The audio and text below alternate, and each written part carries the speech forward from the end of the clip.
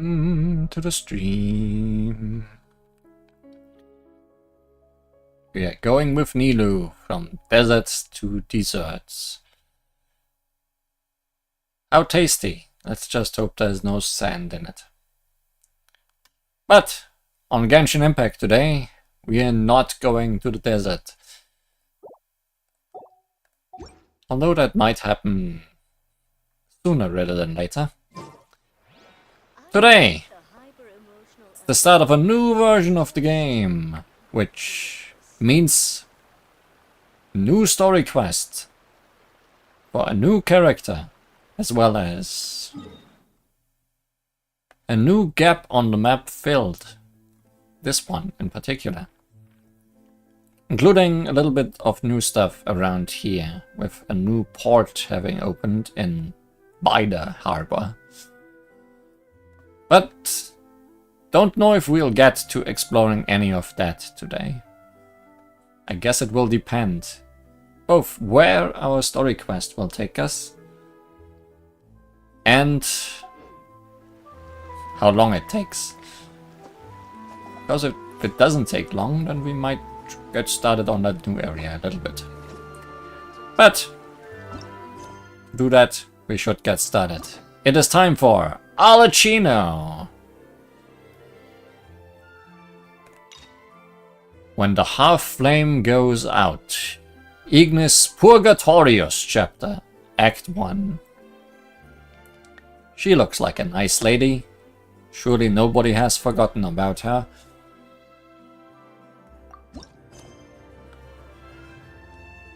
The child who doesn't exist. It's a fine day. Yes, a fine day for a stroll around Poison.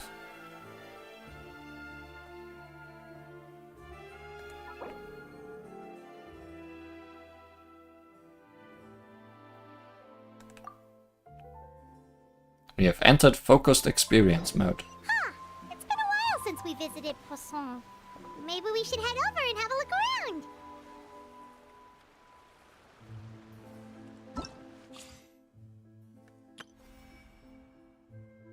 An aftershow that should not exist wanders the house of the Hearth's halls. She flits between the shadows the light does not touch, bringing goodwill but also hastening ill deeds.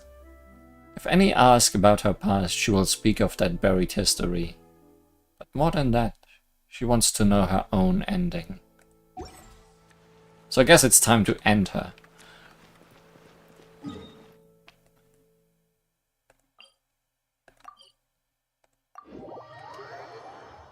It's fine.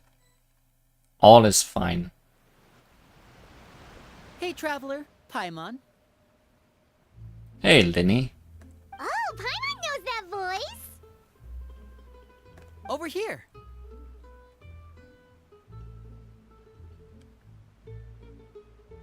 Linny! It's been too long. To borrow one of the more popular turns of phrase at the moment, this appears to be quite the fated reunion. Running into you two out of the blue like this has really made my day. I certainly wasn't expecting it. You can say that again. What brings you to Poisson? Wait, Paimon's got it. You must be here for one of your magic shows, right? Actually, we've run into a bit of trouble on the home front, so Father arranged for us to stay in Poisson for the time being. Oh, are Lynette and Fremine here too? Yep, along with most of the other members of the House of the Hearth. You may have noticed Poisson seems a bit more crowded than usual. Oh, I thought that was just because people died. And then new people came in. You know how it goes. So you're saying nearly the entire organization has moved to Poisson? Sounds like you've run into way more than just a bit of trouble. What's really going on? Well... Since the two of you are so curious, perhaps I can fill in the gaps. Nobody asked. You scared Paimon half to death! Father, you're here. You know... On probably super confidential House of the Hearth stuff, right? We totally weren't trying to pry or anything. No need to be nervous. I could sense your genuine concern from your conversation just now. Of course, I can also understand your confusion. Sending so many Fatui here to Poisson, it's only natural that some might suspect an ulterior motive to be involved. Well, we are a little curious, because we still have our reservations about your organization. I understand. I'm well aware you've had your fair share of confrontations with the Fatui in the past, and I can't exactly guarantee that we'll remain on good terms in the future. As for right now, however, I would say we have little reason to be at odds, wouldn't you agree? The House of the Hearth could stand to be more open with those who have worked so closely with us in the past. As for the issue at hand, well, it hardly relates to any ulterior motive. To be frank, it all stems from a certain rumor circulating around the House of the Hearth. It's an internal matter. What sort of rumor? A rumor that a certain phantom child is hiding away in the House of the Hearth. Oh good, ghosts. Maybe. A phantom child? Ooh, just hearing the name is giving Paimon the creeps.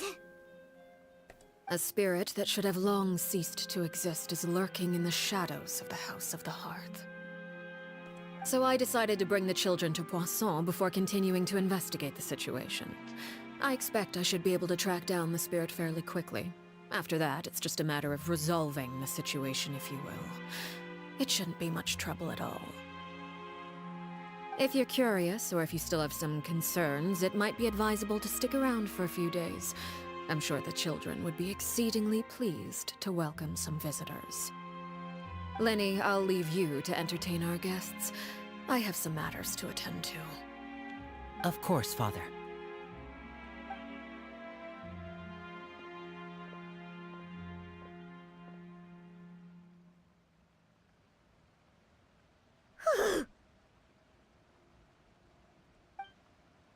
I couldn't help but feel intimidated during that conversation with the knave. Now that she's gone, it feels like I can finally breathe again. She has that kind of aura, doesn't she? She also suggested that we stick around for a few days. But why? It has long been a dream of mine to invite you to our home and introduce you to my other siblings. But now you're not home. But I guess your siblings are here. You're quite well known in the organization already. A lot of people have been talking about you, especially after everything with the prophecy. If you're willing, why don't you stay a while and have a little chat with us? Alright. We don't have anything else to do right now anyway. But let's be clear, we're just gonna be there as guests, okay? Don't get any funny... Oh, wait a second. For your guests, that probably means we'll be treated to lots of yummy food, right? One-track mind activated. Of course. During our stay in Poisson, we've been helping out the locals with some fishing. We bring in quite the bounty every day. In fact, today's the perfect chance for me to show you what I can do in the kitchen. Can you do some magic in the kitchen? Let's go. I'll take you to where we're staying.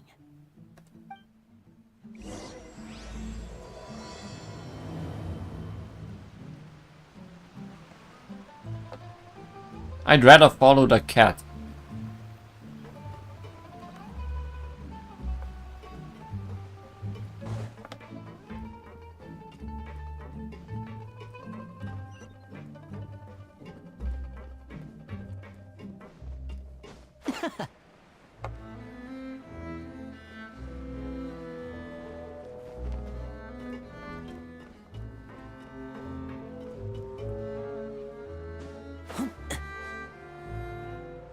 I mean, it's a nice house.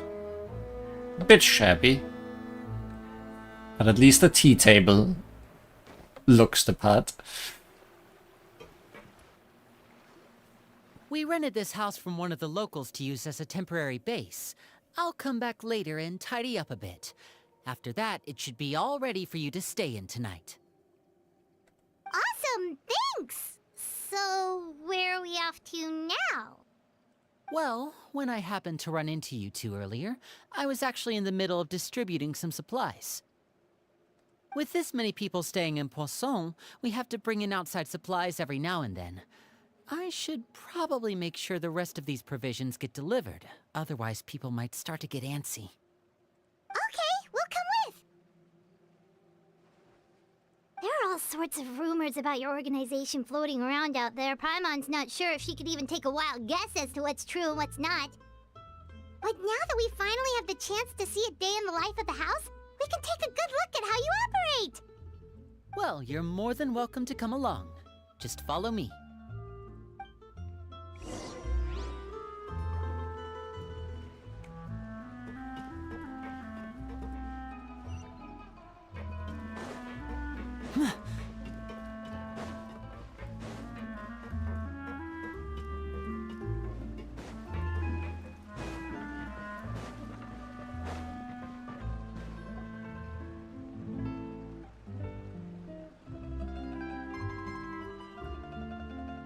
Linny! We're finally here. The supplies. I'm assuming you've... These two are our supplies. Brought them with me? Yep, here you go.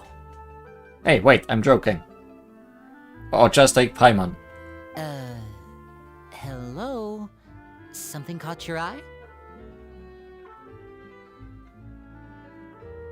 It's love at first sight. It's the Traveler and Paimon! No way! Come here, everyone! Hurry! The Traveler and Paimon are here!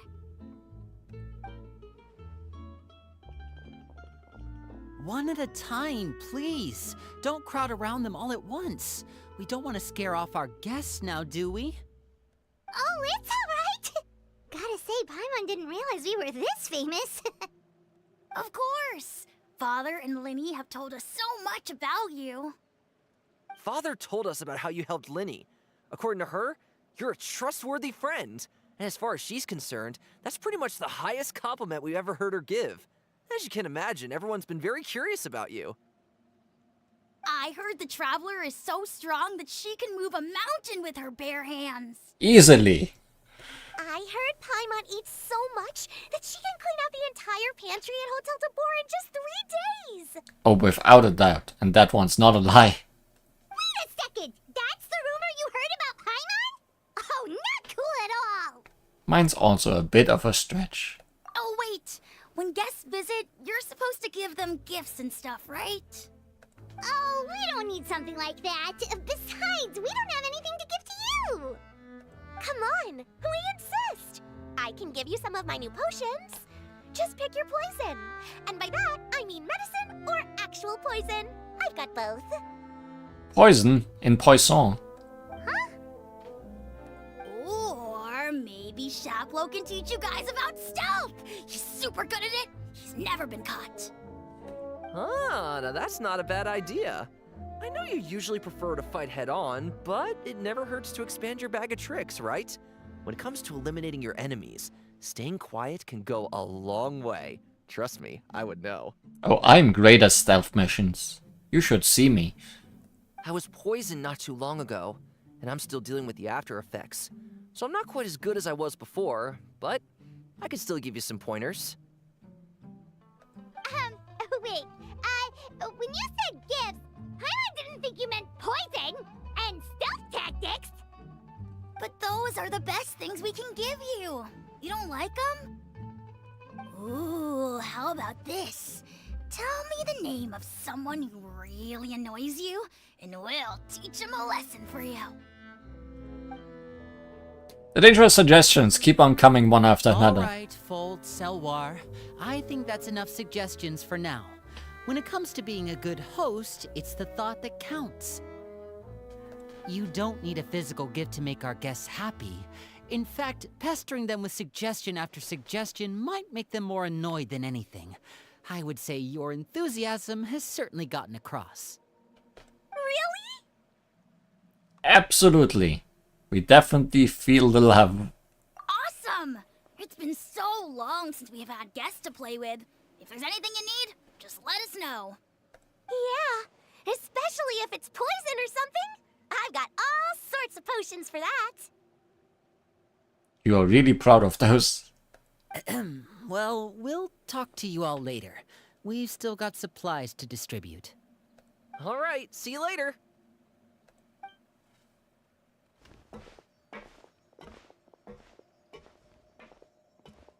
Bye.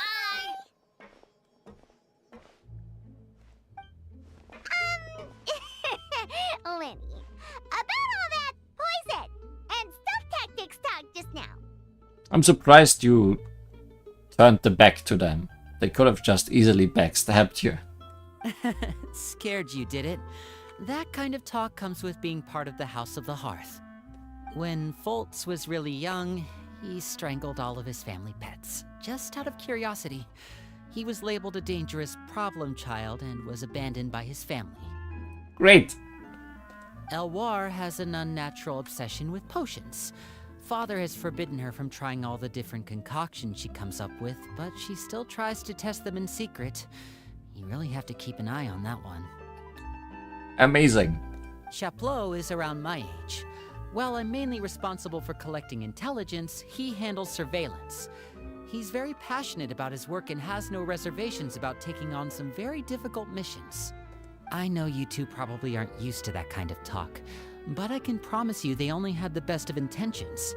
Things like stealth tactics and developing different poisons, they really mean a lot to them. They were just trying to share the best of what they could offer, that's all.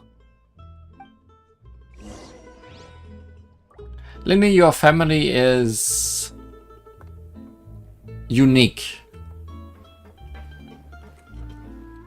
Wow, the Traveler and Paimon. I finally got to meet them in person. Got to meet them in Poison. They don't really seem as intimidating as you hear in the stories. They'd probably get along really well with Filial. If only they got here sooner.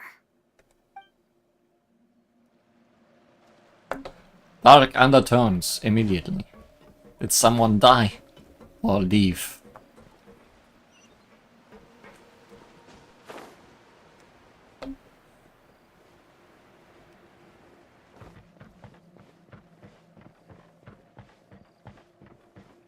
Just let them poison and stab you. It means so much to them. Yeah, do it for the children. Filial, supplies are here. Okay, no, Filial is still here. Perhaps. Thanks. And who are these two? Outsiders? Allow me to introduce you. This is the Traveler and Paimon. Oh, you're the famous duo I've been hearing so much about. It's nice to meet you. I heard you've traveled to all sorts of places. Is that true? Of course! We're making our way all across to that! Oh, good for you. The way you say that, it doesn't sound like you mean it. You must be pretty familiar with Fontaine by now, then. Have you seen the new opera that started running recently? I think it's called... The 4,000 Thieves? Not yet. Oh, this is the first we've heard of it. It seems like it's going to be fantastic. From what I've been able to tell from the posters, anyway. You should definitely check it out if you have the time. Oh, and there's the Blind Maiden, too.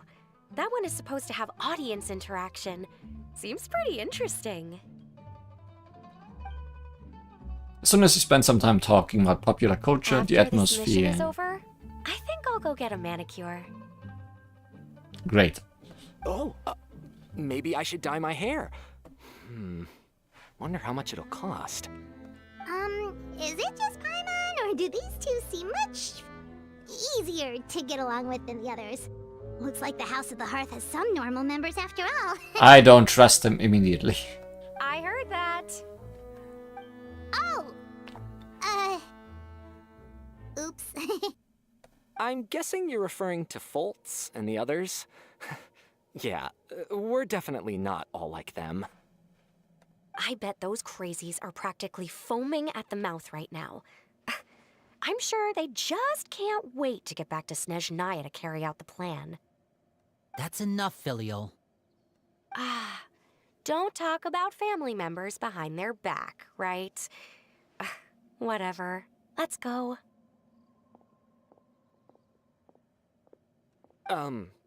Guess this is goodbye then. If you ever have some time, we should go see the opera together. Sure. We'll do that. Well, that's it for the supplies. We should probably head back as well. Linny, it's fine.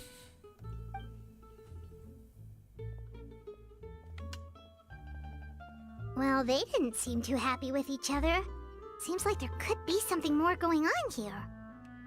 We should observe for now. You're right. We're only here as guests after all. Oh, Linny's getting super far ahead. Come on, let's catch up.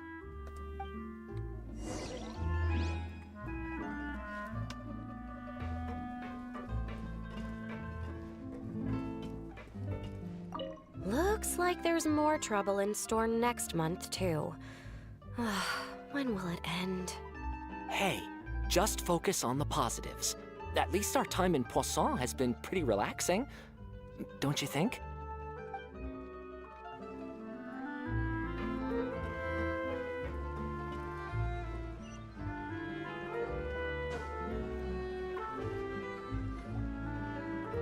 So, what do you think of the members you've met so far? They've certainly got a lot of personality. Well, Father is always encouraging us to be strong-willed and independent. So if there's one thing we've got, it's people who aren't afraid to speak their mind. Well, I should probably get cooking. Wanna join? How much poison are you gonna put in it? Of course! Then let's head out and... Huh? Fremine? What are you doing here? Fermenting. Hey,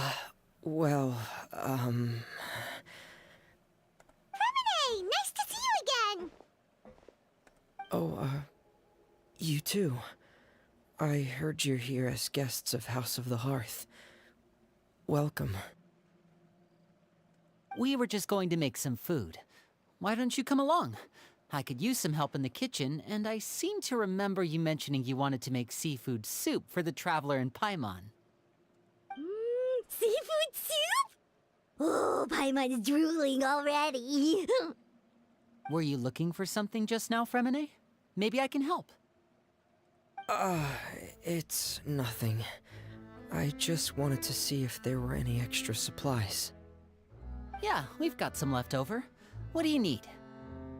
Some food and water.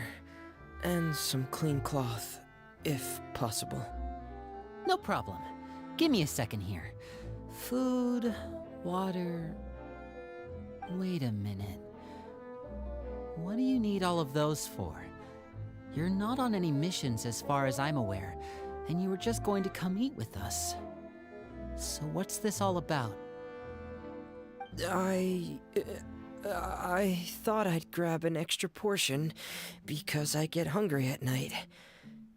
Could be because I'm growing, you know, and... You are not taking care of a ghost or anything, are you? Fremine, you remember what I told you? You're not like me. Your lying skills still need some work. Tell me what's going on. Is it really bad enough that you have to keep it from your own brother? Maybe it'll be better if we gave them some space.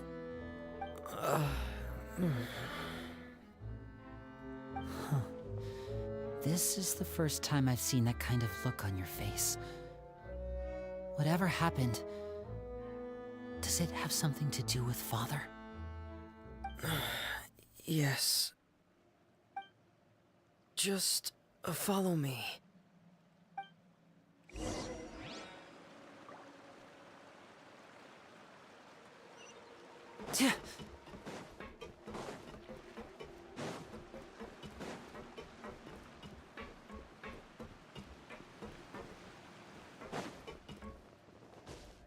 Feel like we are seeing parts of Poison that we never went to before. You're back! Oh, and you've brought some friends with you this time. Hello, my name's Linny. I grew up in the House of the Hearth. And you are? Hi, Linny. I'm also a child of the House of the Hearth, just like you. You look a bit special. You can call me Clairvy. Clairvy? It's nice to meet you. Does that name ring any bells, Lenny? No, not at all. That's not a name we have on our roster, I'm sure of it. What I'm not sure of, though, is how she managed to sneak in. No, she doesn't look quite playable, but certainly a more interesting model. Both with the hair and accessory. And also the eyes. She must be the phantom child Father's been searching for. From the looks of it, I'm guessing you were the one that found her, Fremine. You, haven't told Father, have you? No, because if he did, then she might be a real ghost by now. No, I haven't told anyone. I've just been keeping her hidden. For how long? A year. About half a month now. So ever since we got to Poisson, then, do you have any idea what you're doing? I know what I'm doing. Really? 'Cause from where I'm standing, it looks like you're hiding the very person Father has been trying to find. If Father finds out about this, everyone involved is going to be punished. You know the rules of the house, Fremine. I know you do. Father doesn't tolerate any form of betrayal. So why are you doing this? I've thought it through. And I just can't hand her over like that. Linny, don't you remember last year? Chaplot nearly died after getting poisoned during that one mission. He wasn't able to get back before the poison started taking effect, and not a single person was there to help him. That night, while I was sleeping, I heard a voice telling me to go save him. I opened my eyes, but I couldn't find the source of the voice. I thought maybe I was just hearing things, but I went to look for him anyway. Luckily, I got there with enough time to save his life. That feeling of being haunted, of hearing voices, it's happened many times in the House of the Hearth. I'm sure you've noticed. So what you're saying is, that was her? She was the one who spoke to you that night? Unless there are other spirits roaming around the House of the Hearth, I don't think there's any other possibility. Possibly lots of ghosts haunting you guys. If Clairvy were our enemy, it wouldn't matter whether she was a spirit or an actual child. I would have acted without a second thought, because that's what Father ordered us to do. But she's been living with us, helping us from the shadows all this time. I think that makes her family. I couldn't just hand her over to be dealt with. Not when there's so much we still don't know. So what's your plan then? You can't keep her here forever. Someone is bound to find out eventually. Like you, Liddy. You just found out. I haven't thought that far yet. I don't want to disobey an order from Father, but I also don't want to put Clairvy in danger. Come with me. There are a couple things I'd like to say to you in private.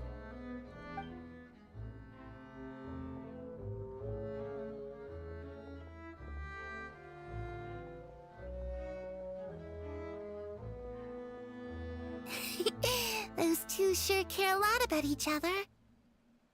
And at least one of them cares about you. Well, they got a funny way of showing it. From where Paimon was floating, it sure seemed like they were about to bite each other's heads off. No way! They have a really deep bond. I could tell right away, 'cause I also have a friend like that. I just don't know how long that kind of bond can last. What do you mean? darkness in the house runs deeper than you can imagine. No one can get out alive. I see. I'm sorry, Lenny. I really didn't mean to drag anyone else into this. Oh, really? You didn't mean to? 'Cause I, for one, wish you did. Huh? What do you mean? You know, when we were younger, you didn't call me Linny. You called me brother, just like Lynette.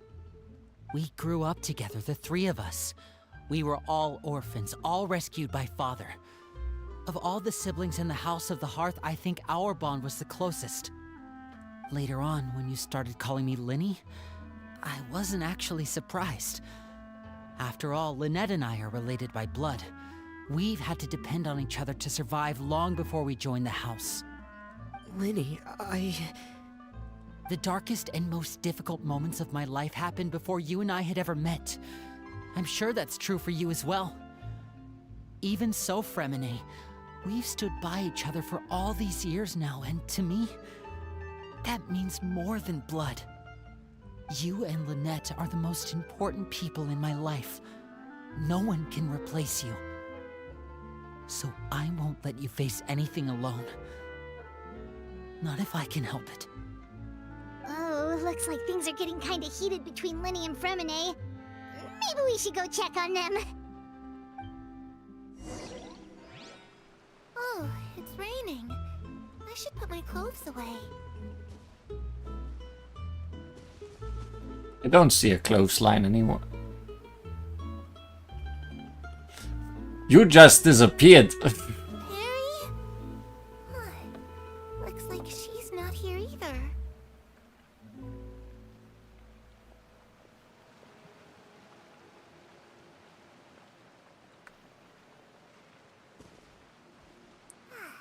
It's time to eat.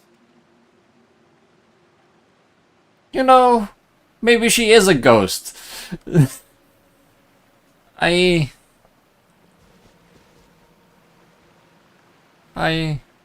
You're not eating.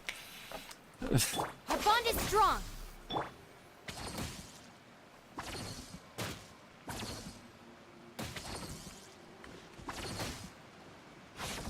Yeah. Hey, you two! Hope we aren't interrupting anything. Like a fight, or... Oh, wait a minute, Fremine. You're not crying, are you? Is everything alright?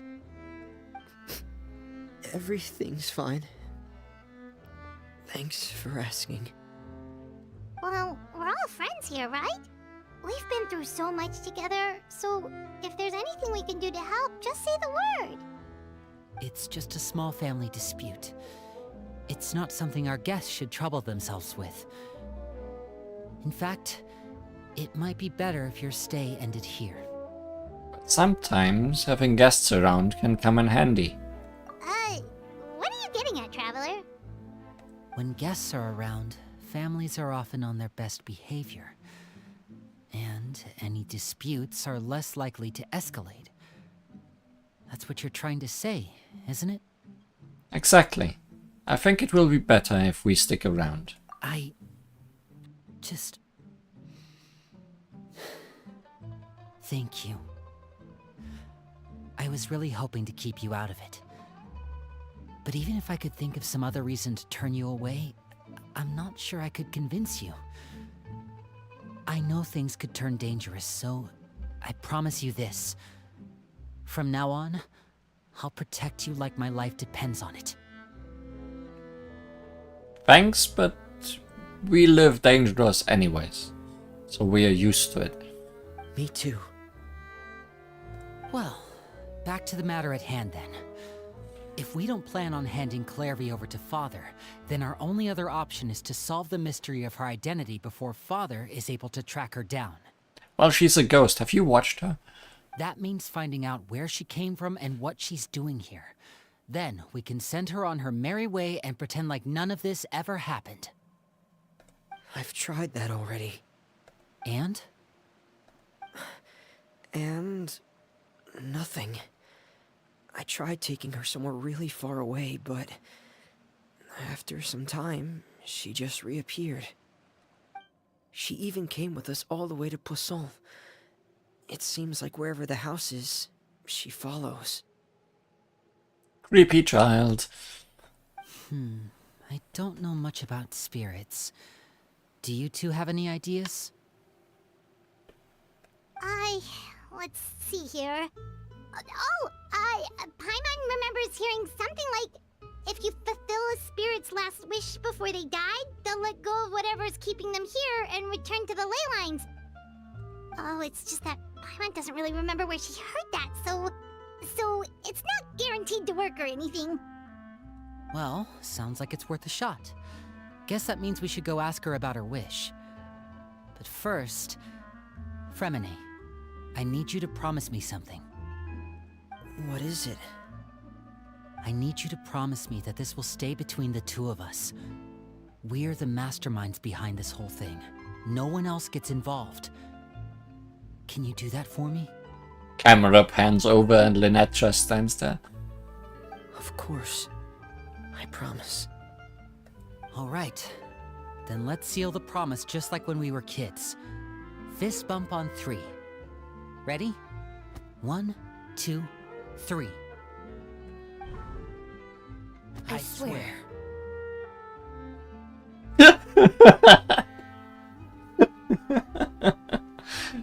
I mean,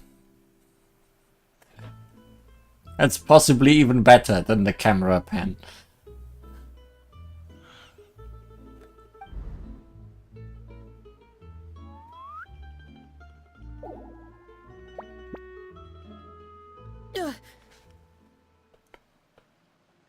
Whoa! Good pose, Lynette. Lynette! You scared me. Almost better at sneaking up from behind than father. But what a surprise! What brings you here, dear sister?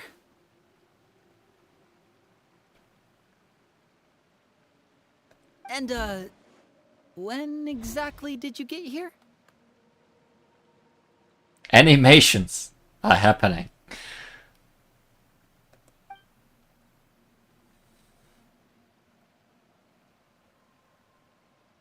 You're an idiot, brother.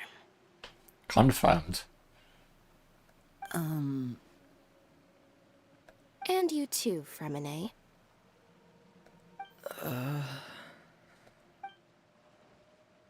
You 3, Traveler. And you 4, Paimon. Wait, what did we do? I've seen Clairvy around the House of the Hearth before. I hadn't seen her in Poisson, so I figured she must not have come with us. But it turns out, you were just hiding her. I heard you talking about your plan. Rather than steering clear of the situation, I'd rather fully join in.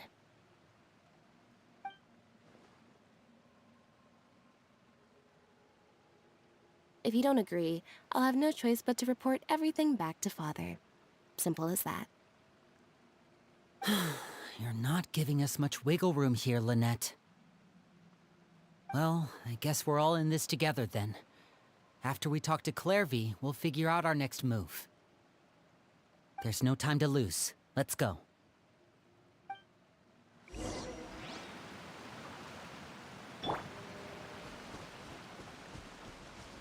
Are you done eating?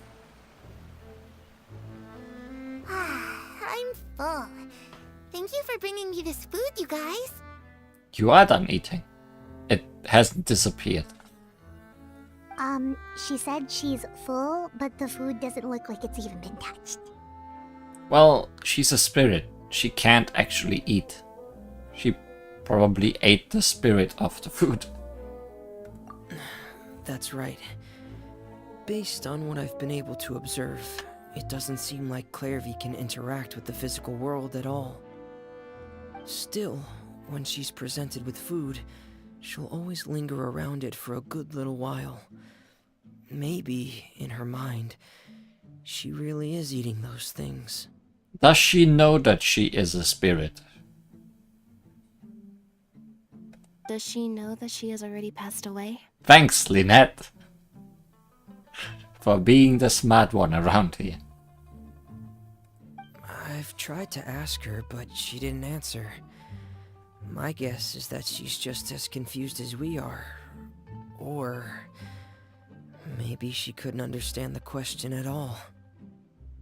Clairvy, if you've got some time, I'd like to ask you a few questions. Sure. Oh, another new friend. Hi, I'm Clairvy. Hello. Clairvy, how did you join the House of the Hearth? Huh? Isn't it the same for everybody? The knave brings you here and then you can't leave. It's just that your name, it's not on the roster. And I've never seen you before. The roster? Oh, I get it now. I think there might be some things you don't know about this place. The people in charge, they're not as nice as they look. They say they keep a roster, but it's not complete. There are a lot of people who aren't on it, and never will be. In this house, some people are family, and other people are just test subjects. Those kinds of people aren't ever going to get a place on the roster, unless it's the roster of people who've been executed. Are you on that roster? Wait, does that mean the knave... She... Is there anyone that can vouch for you? Perry, she's my best friend. She's the only one I trust in this place. Have either of you heard of that name before? No. Me neither. Clairvy, Perry. Neither of those names are on the roster. But it seems like she's telling the truth. Either that, or this kid's already got a bag of tricks bigger than mine. Maybe we should try a different approach. Clairvy, do you have a wish? A wish? It can be anything you want. Just imagine, it's your birthday, you're blowing out the candles, and your wish is...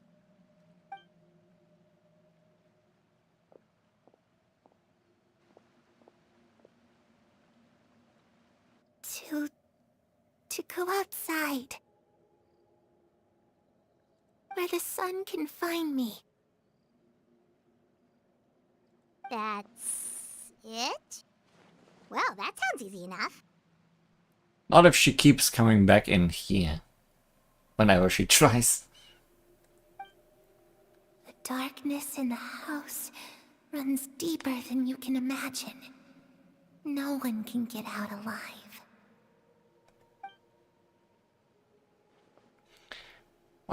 What did she mean by that? Things can't be this simple.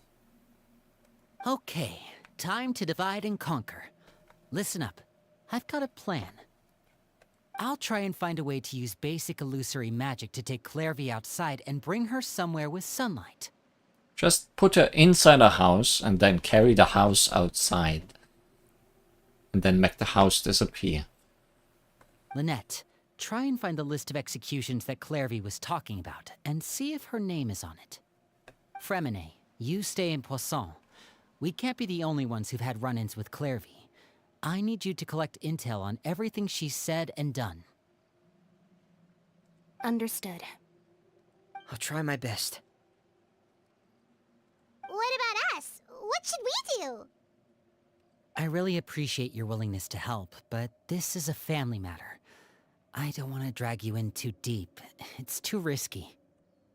Let me think. Since Father considers you to be guests, maybe you could stick by her side for a little while. You don't need to do anything except keep up some nice, casual conversation. For some reason this sounds like the hardest job. Ah, Paimon gets it. You want us to distract her. How should we contact you? I'll give you a magic bird. If Father suspects something, all you need to do is release it when she's not looking, and it'll alert me that something's wrong. Of course, that's only as a last resort. If Father doesn't seem to notice us, there's no need to make contact. We'll reconvene here tonight after all's said and done. If the worst case scenario happens and we're discovered, just tell Father everything. We're not going to let our guests get punished for our own actions. That's where we draw the line. Then be careful. You too. Okay, this is where we part. Father should be at the beach nearby. Oh good, time for a beach episode with Father.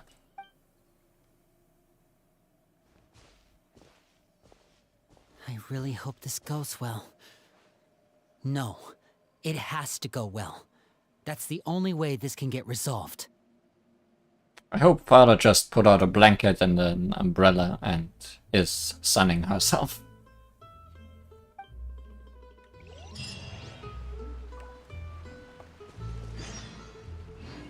Sea Breeze Rendezvous. Clairvy, I'd like to take you somewhere. Is that okay with you? Sure. Where are we going? To the afterlife.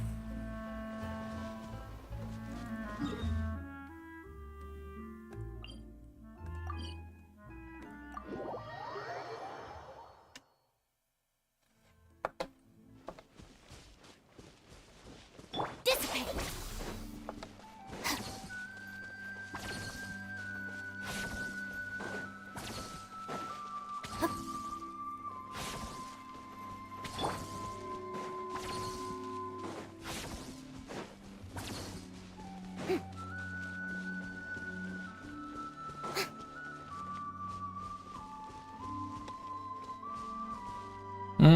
Doesn't seem like she's getting a tan.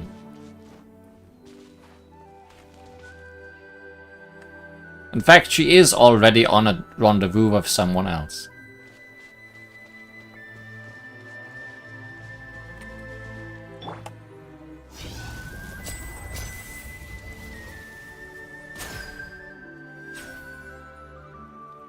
If only it would be that easy.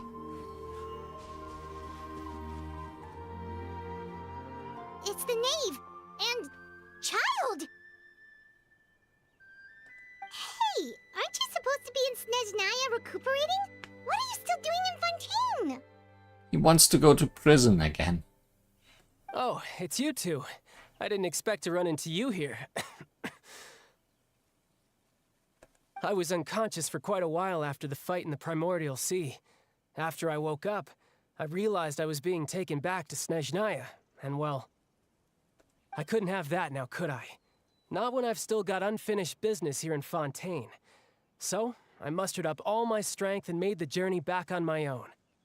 What sort of unfinished business are we talking here? It has to do with Skirk, my master. I really wanted to meet up with her, but by the time I got back, she had already left. Oh yeah, that person. We saw shortly and then never again after that big whale happened. I still have so many questions for her. Without any other leads, all I could do was ask the knave to help me track her down. She must have left behind some traces from her time in Fontaine. Oh, okay, so have you found any clues? Unfortunately, no. While the House of the Hearth is adept at collecting all manner of intelligence, certain existences can still manage to escape our purview. Basically, unless Master feels there's a need to meet with me, she's not going to be found. But that problem has an easy fix. I just need to become stronger, and then... I don't know how coughing will help, but I'm sure it will. I believe in you, child. Paimon thinks you should focus on getting better first. The worst of it is over. It's all thanks to that one kid from the House of the Hearth. Elwar, I think her name was. She gave me a bunch of random potions to drink. They didn't go down easy, let me tell you. Pain and chills all over. But they really did help speed up my recovery. Oh, so you've been poisoned. And that's good, because it looks like I really do have to head back this time. The old man's been putting the pressure on me. He sent someone to tell me I'm needed for some sort of project. The old man. Project Stuja? Yeah, that's the one. I heard Regrader's involved too. I'm not looking forward to having to listen to all his monologuing, that's for sure. Hey, maybe you could think of a way for me to stay in Fontaine for a little longer. Names and places. Helping Linny and the others brush up on their fighting skills would be far more interesting. If you and I could spar, that would be even better. I've been waiting for a chance to see you go all out. Stusa means severe cold. Maybe the coughing is coming from that. And what a sweet little daydream that is. But I also have a role to play in all this. I'll be leaving Fontaine shortly as well. Besides, considering how little they see fit to step outside the homeland, being called on to return to Snezhnaya by such illustrious dignitaries, what a great honor. Wouldn't you agree? One I could do without, I'd say. Is it just Paimon? Or does it kind of seem like they're... Just casually trash-talking their colleagues behind their backs. It is in the family, I guess. So, dear guests of the House of the Hearth, to what do I owe the visit? we just... Wanted to learn more about you. This is your story quest, after all. Right! We're super close to Linny and the others, but we still don't know much about you! Is that so? Introductions have already been made, have they not? Oh, well, you see? There's only so much you can learn about someone from a short introduction. At least tell us something a little extra, like... Why do you call yourself father? Huh, good question. I'd also like to know. The fact that you have to ask tells me our intelligence work has been quite successful. Telling you the answer to that question would only serve to undermine that success. And we can't have that, now can we? Secrets upon secrets. Spoken like a true diplomat. That was some expert sidestepping right there. What's in her eye? Yeah, that is a good question. Well, if there's nothing else, I think I'll take my leave. I still have a small matter to resolve at home. Wait, don't go! Paimon, you are being as good at lying as always. If the knave leaves right now, she's sure to run into Linny and Clerby.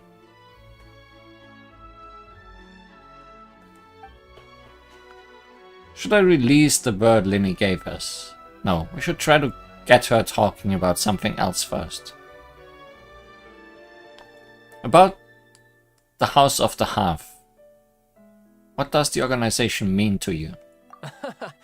I'd also like to hear the answer to this. I've met some of the members of your organization, and they all seemed like really good kids. They actually reminded me of Tonya and Tusser. Which, by the way, if you ever betray them, I'm just letting you know, I won't let you off easy. And why would I betray them? Well, you've already betrayed the House of the Hearth once, haven't you? At least, that's what I heard. Oh.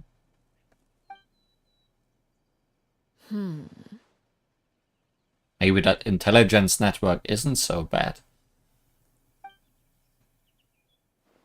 Okay, I admit. That's just what the old man told me. The rooster, I mean. The knave betrayed the House of the Hearth. So does that mean what Clerby said was true? Does the knave really treat her children like test subjects? Wait, did you really do something bad to those kids? Never mind what I've done. I'm more curious as to what the mighty rooster had to say. Care to enlighten me? Well, nothing much. Just some stuff about you taking out many other members of the House of the Hearth, and even going so far to attack your own family. I see. Based on your reaction, I'm guessing it's all a bunch of lies. Hardly. I don't appreciate his particular turns of phrase, but I suppose he didn't say anything untrue. Although, it would be more accurate to say that there is a certain level of prejudice involved, but I don't intend to clear that up just yet. Prejudice has a funny way of concealing the real truth behind certain things, an attribute that I find to be quite advantageous. Call yourself a Fontainian, for example, and people will assume all sorts of things, when the real truth is that this is simply the land where I was raised. Huh? You're not actually from Fontaine? But then why did you try to help out with the prophecy and everything? I was trying to protect the children born in Fontaine. Claiming that I myself was a Fontainian simply made it easier to operate. People would hardly suspect a fellow Fontainian of having any ulterior motives. Who wouldn't want to save their homeland after all? You still remind me a little bit of Raven from Genshin Impact 3rd, even though I know that there is supposed to be no relation. The primordial sea wouldn't have any effect on me, but it would have caused great harm to the House of the Hearth. Well, you wanted extra information, didn't you? There you go. I hope that satisfied your curiosity. So much for learning anything else about her betrayal. She probably only revealed that other secret in order to change the subject. It seems like she's trying to avoid talking about her past. Let's dig deeper. So, you stayed in Fontaine for the kids. I guess I was wrong to believe you'd betray them. Apologies. Looks like I was holding on to some prejudices myself. Good. Like I said, I like it when others have misconceptions of me. Actually, while I was recuperating at the House of the Hearth, there was something else that really caught my attention. There was this little ghost girl. Have you seen it? I heard that members always resolve disputes and arguments with a friendly spar, and the loser has to back down. Seems pretty cool if you ask me. Would also give them plenty of opportunities to hone their skills. Well, that's only a recent development. In the past, such spars weren't nearly so friendly. The losing party would lose everything, including their life. It seems like an upgrade. They were that high stakes? Whew, at least that's not a thing anymore. Well, the current atmosphere's not half bad. I'm a bit jealous, actually. You've got so many family members around you, and you even get to live with them. Meanwhile, Child is never with his sister and brother. Having a lot of family around means dealing with a considerable amount of bickering and scheming. Once Tonya and Tusser enter their rebellious phase, I'm sure you'll understand. Just imagine. Tusser becomes obsessed with plucking out strands from the rooster's mustache, or Tonya decides to dye her hair 42 different colors. Okay. I get the picture.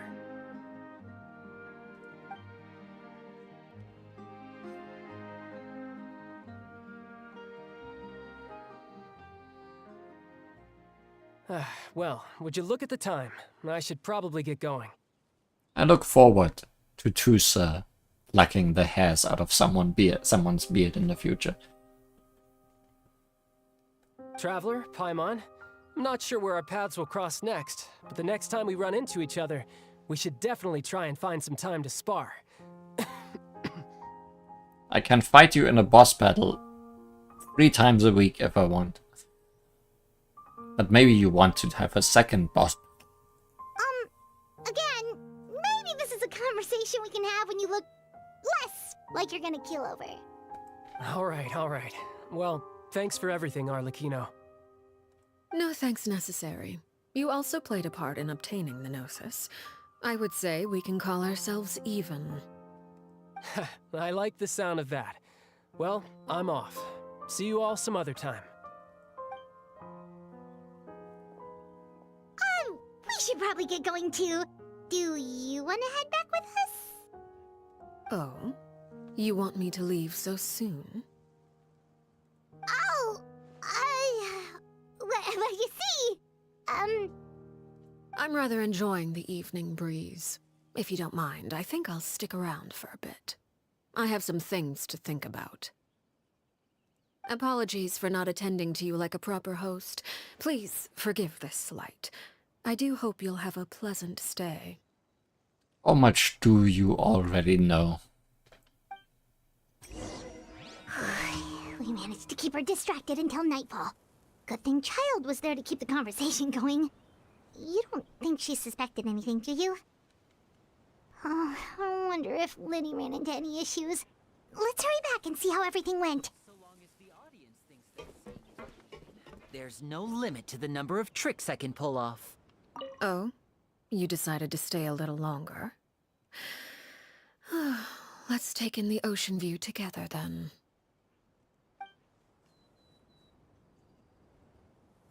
What a nice view.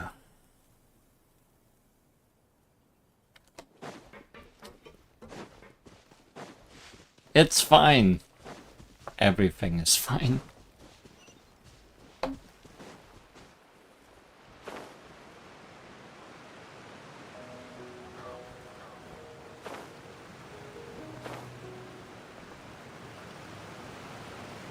I wonder if they made any progress in our absence. Or if this was all a waste.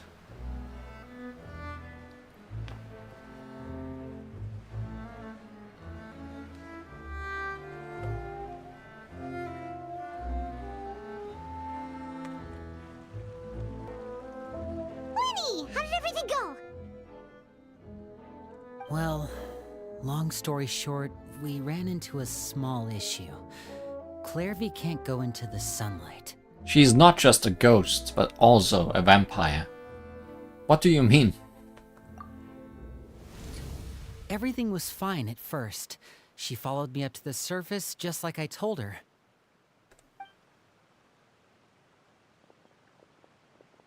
But as I led her out of the shadows and into the sunlight, she vanished. I turned around and there she was, standing at the edge of the shadows, silently watching me.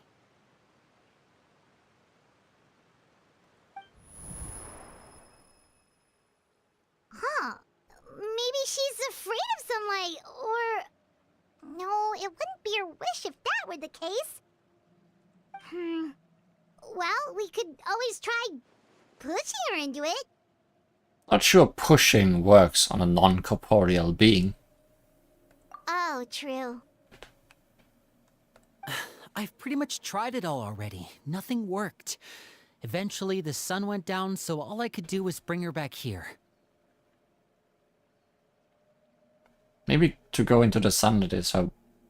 Well, maybe to go into the sunlight for her is to die. And that's her wish.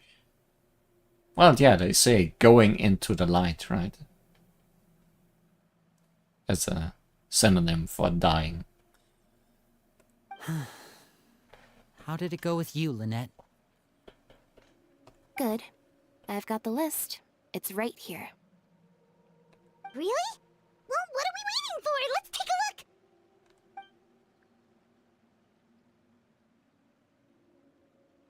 Oh, that's a lot of pages. Oh, it's gonna take forever to get through it all. We can each take a section. Here. La Pouillade, L'Endroit, Chambel, Horaire.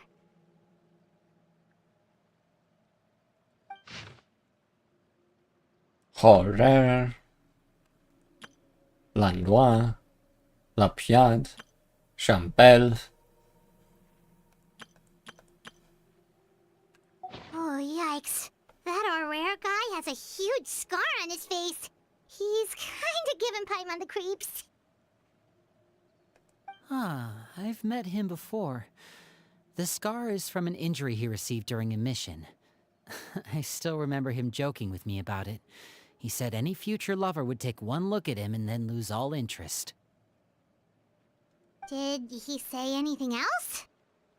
Well, I asked if there was someone he was interested in. He said no, and that's where our conversation ended. It was only later that I learned he really did have someone he liked. He risked everything to escape so he could be with her, but it didn't work. One day, Father asked to see him, and, well, I never saw him again after that. And that's why he's on the list.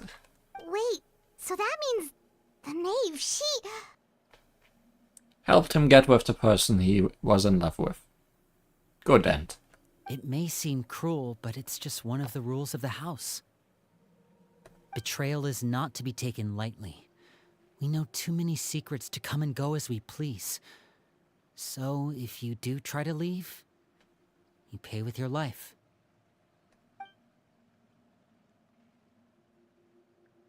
Her name's not here, huh? Well, that's not too surprising. It doesn't seem like this list is complete. It only contains records dating back around 5 years. I really have to wonder why they can't just put... you have to click on all those black slides. They've been good with it on the side story we have been doing the last few times. Let's shift our attention then. Fremine, were you able to find anything out?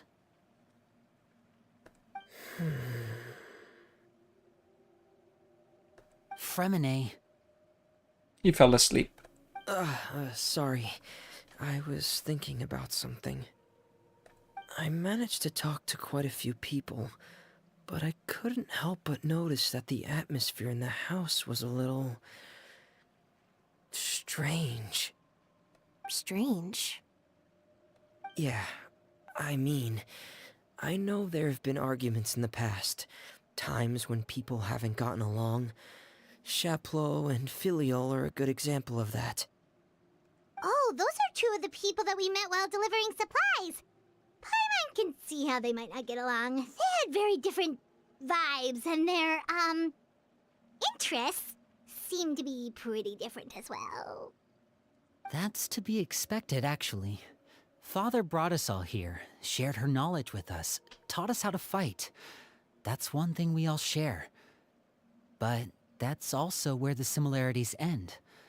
Not all of us feel the same desire to stay here.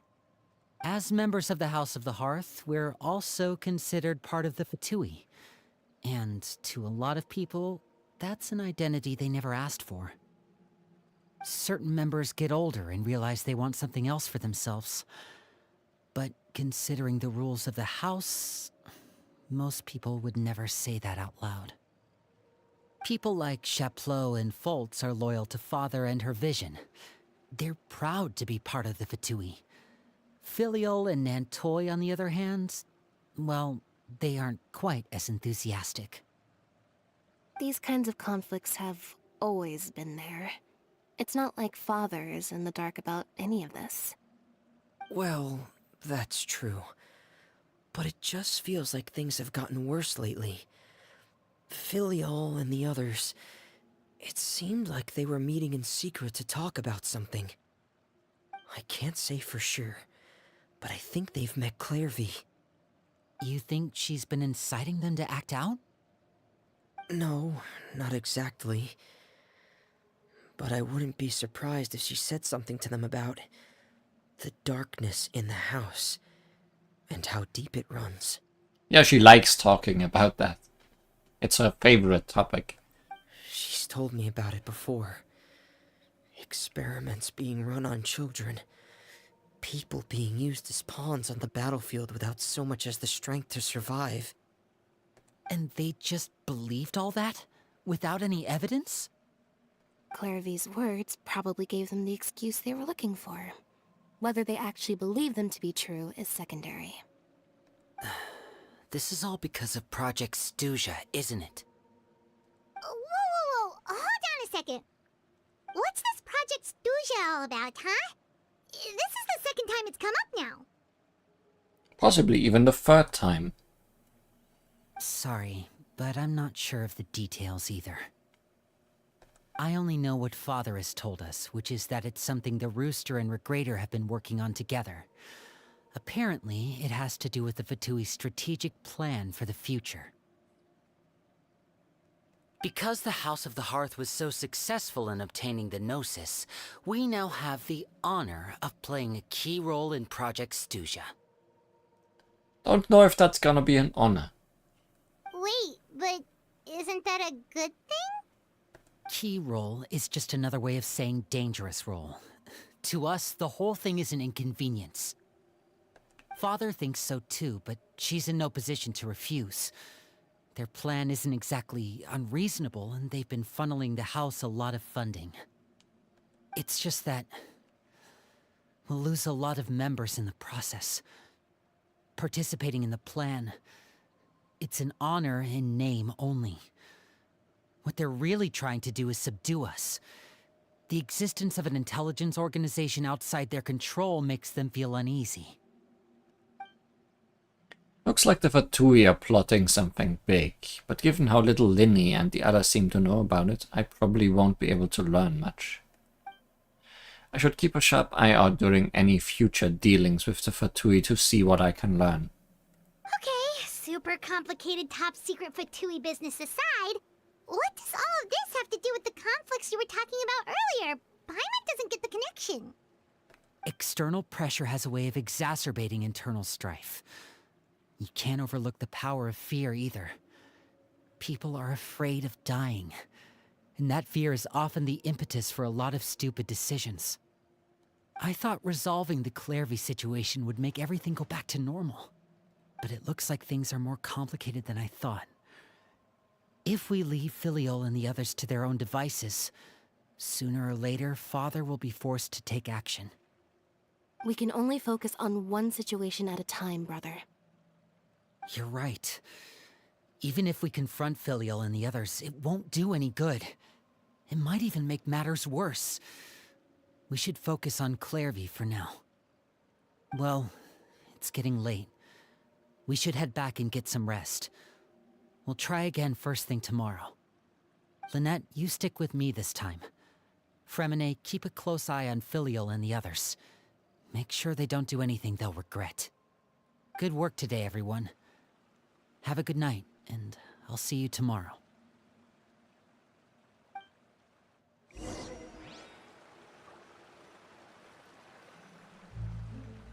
Things are getting a bit heavy around here.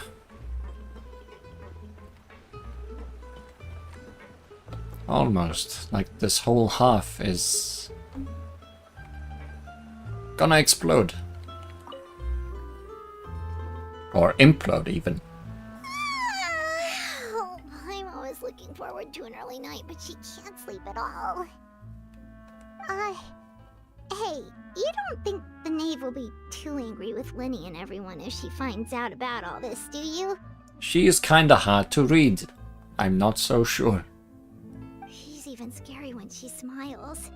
If she were to actually get angry... Ooh, you have to protect Paimon if that happens, okay, Traveler? Can't just hide behind me. Trust is effort, Traveler.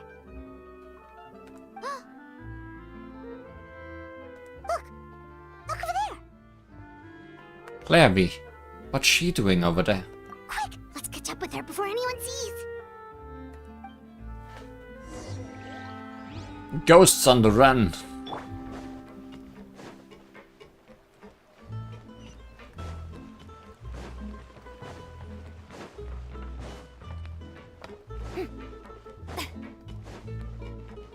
Over there!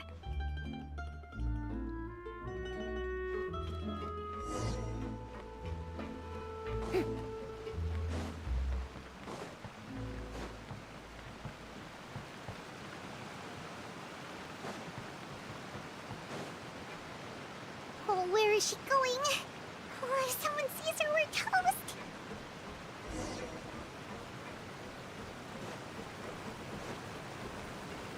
Trying to leave by herself.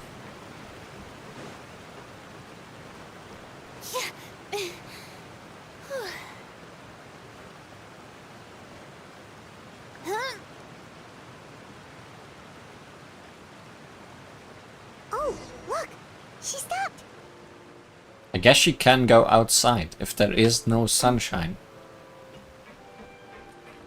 So time to make the time spin forward to daytime and she'll be trapped in the light.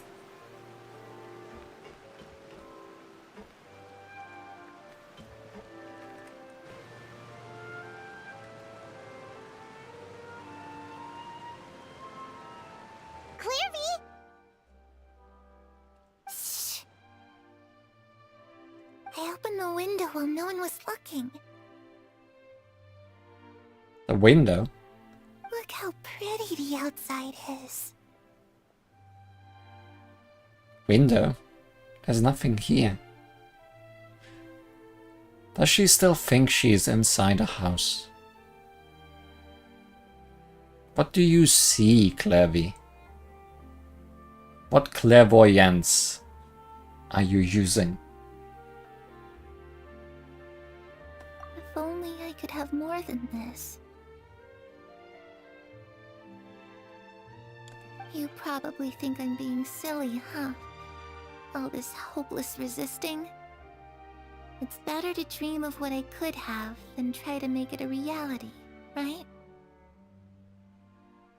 Please, help us get on the same page here, Clearvy. We need you to tell us what you know. Can you do that? Sure. Although, after you hear all this, I think you might regret that decision. Let us make that choice. Everyone in this family is nothing more than a tool. Something to be used and exploited. We're all expendable. Including me. As long as you're useful, you get to stick around. Lose your value. You're handed over to the doctor, experimented on, and given a fate worse than death. I've seen it happen again and again, and I've had enough. Dottore again. Sure haven't heard that guy's name. Not long enough. You're saying the knave did all that? It's just, that doesn't seem like something she would do. She's scary and all, but it seems like even she has lines she wouldn't cross. I knew you wouldn't believe me. Everyone thinks she's a good person. They all think of her like a real mother.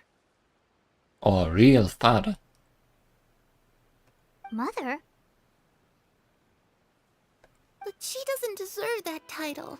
She's disgraced it and tarnished it. And if I had things my way, I'd never see her again. Wait, how long have you been here, Clearvy?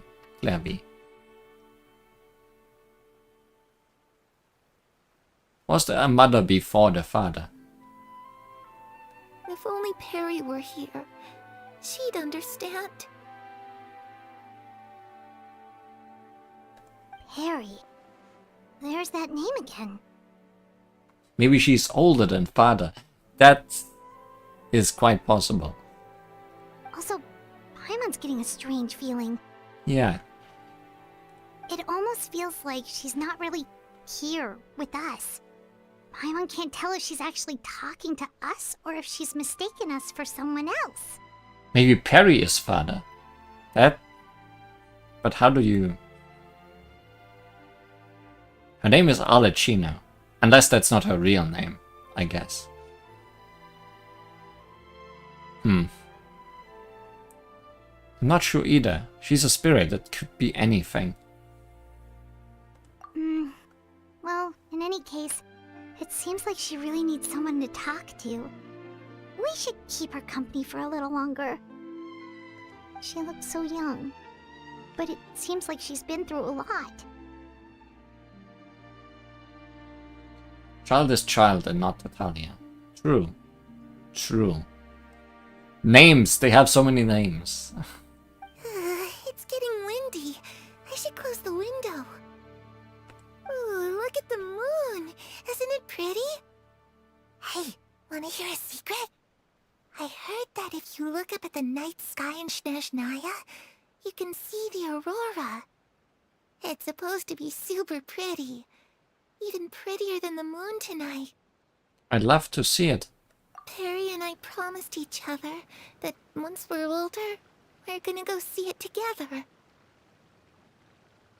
But I can't find her. I'm worried she's also been... No, that wouldn't happen to her. She's special. Mother likes her a lot. I should really go talk to Mother, but we just fought. She doesn't want to see me, and I'm too scared to face her. What should I do?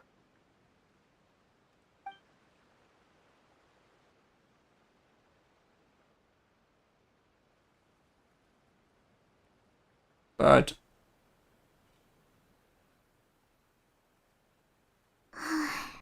Paimon really doesn't understand what's going on with her. well, ghosts are not that easy to understand. Well, let's head back. We've got an early morning tomorrow.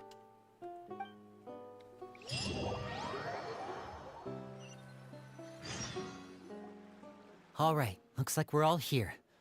Let's go ahead with the plan. But I feel like we might be on to something. Before we do that, I have a question. Oh? What is it? Have the knave and the doctor ever worked together? What makes you ask that? Well, we kinda ran into Clairvy last night, and that's what she told us. We met the doctor back in Sumeru. He's super dangerous, and he's done all sorts of bad things. It's possible that Father and the Doctor have had certain dealings, but I don't think Father would work with him.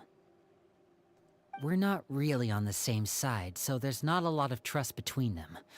That doesn't exactly set the stage for a successful partnership. I did hear, though, that when Father first became a Harbinger, the Doctor offered to work with the House of the Hearth.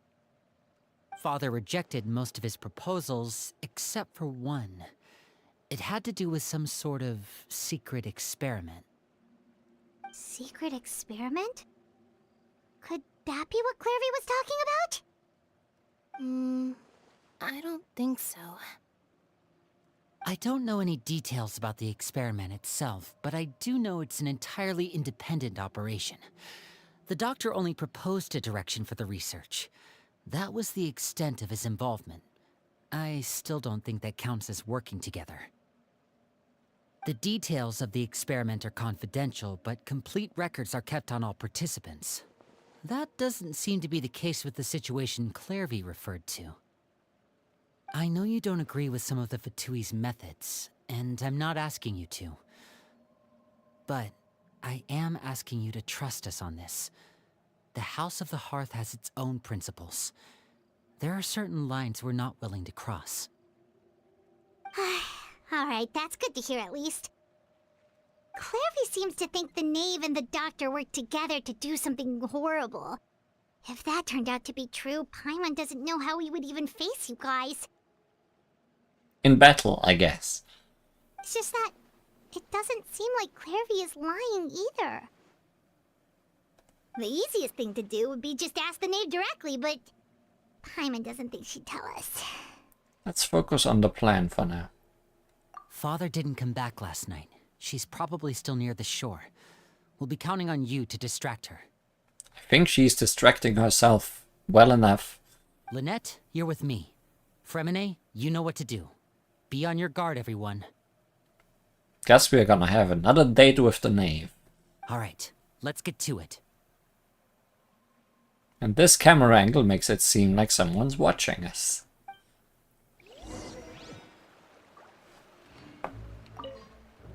Where are we going today?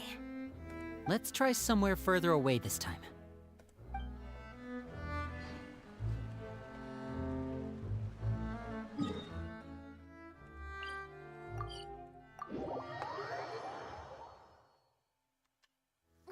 It's pouring out here. Oh wait, the water levels aren't rising, are they? Purina, please. I know you are incredibly scared of that happening from now on, but not every time it rains.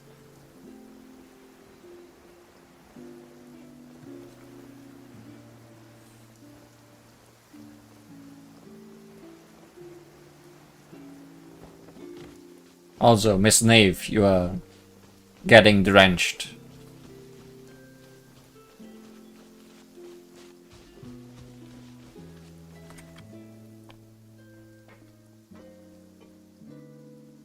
Ah, it's you two again.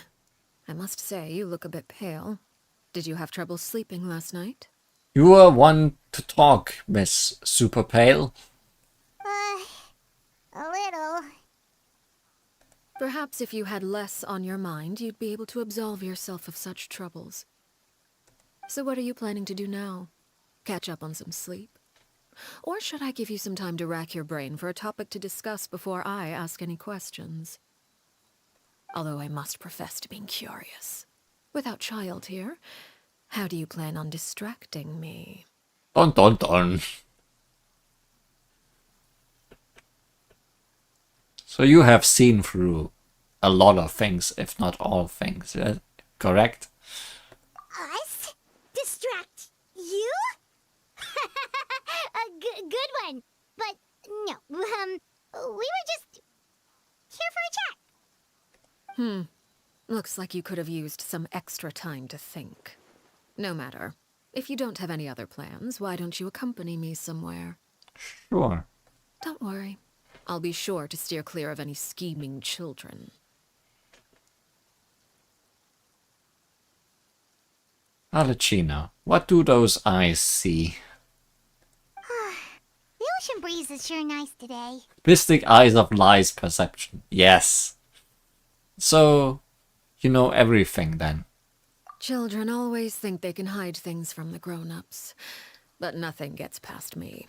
Least of all a little scheming. I think I'll let them have at it for a little longer. I can be very patient. Well, I'll leave you to think things over. If you're so inclined, meet me outside the Palais Mermonia. Yes, we are going on a date. Good things come to children who do as they're told. So I do hope you decide to tag along. If only for your friends' sakes. Maybe we can get out of the rain that way. What should we do? She clearly knows about everything we've been doing, and Paimon doesn't think it'd be a stretch to say she was threatening us just now. We should release the pigeon that Linny gave us.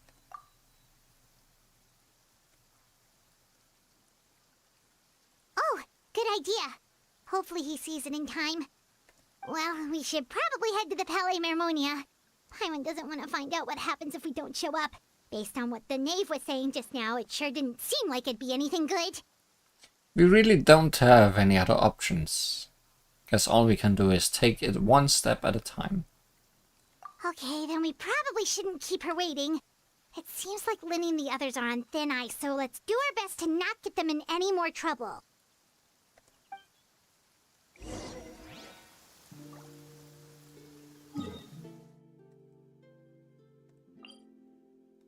Birds in a cage.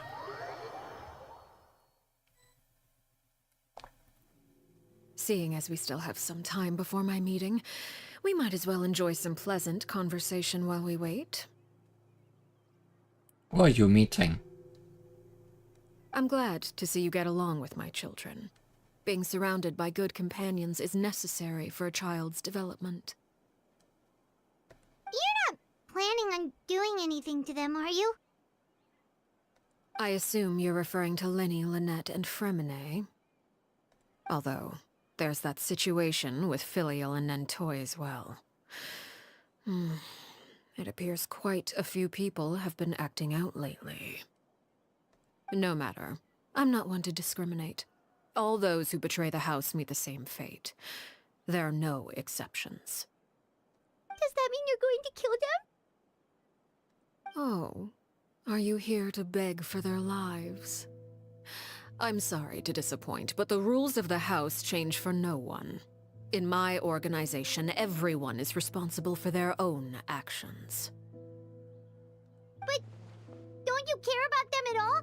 They really respect you. They even call you father. You must feel something for them. Any organization in which feelings come before principles is one destined for ruin. The House of the Hearth is hardly an exception. You could say our principles are more stringent than most. Perhaps I can offer you this consolation at least. As our guests, you two will not be held accountable along with them.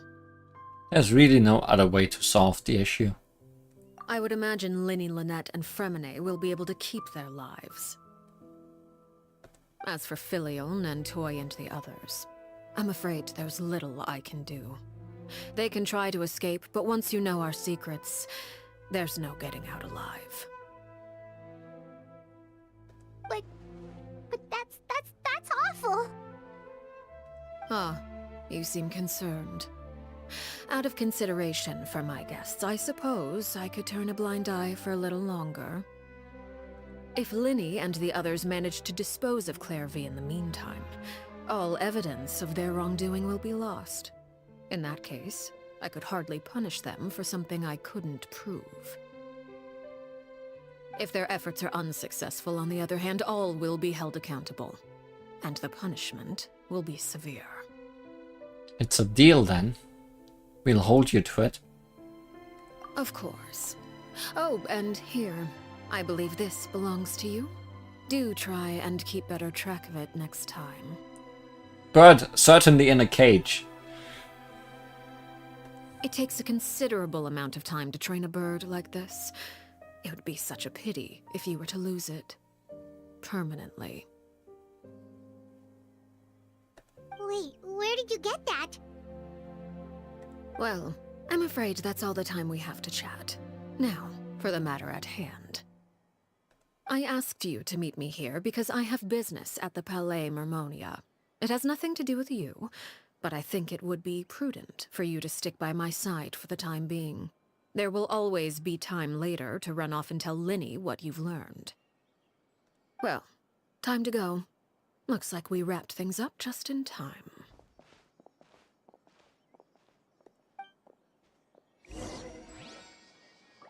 The knave still hard to read. Let's complete the negotiations. Question mark. Neuvillette, Furina, who are you dealing with today? I mean, it's Neuvillette's office.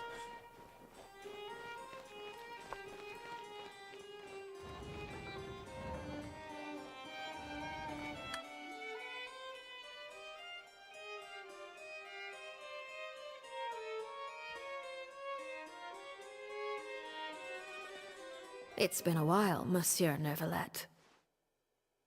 It truly has been a bit.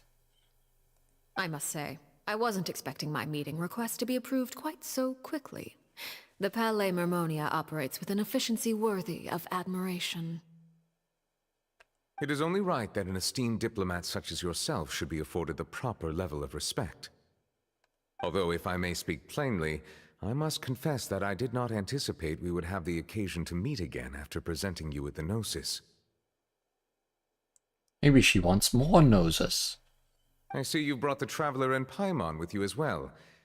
If I may inquire as to the purpose of your visit.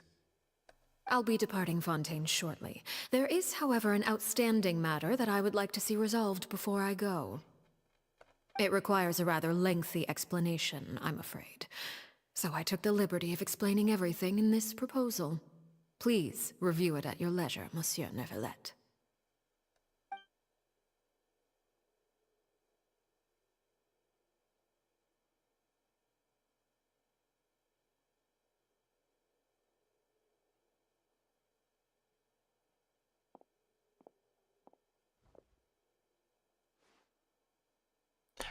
Reading is happening.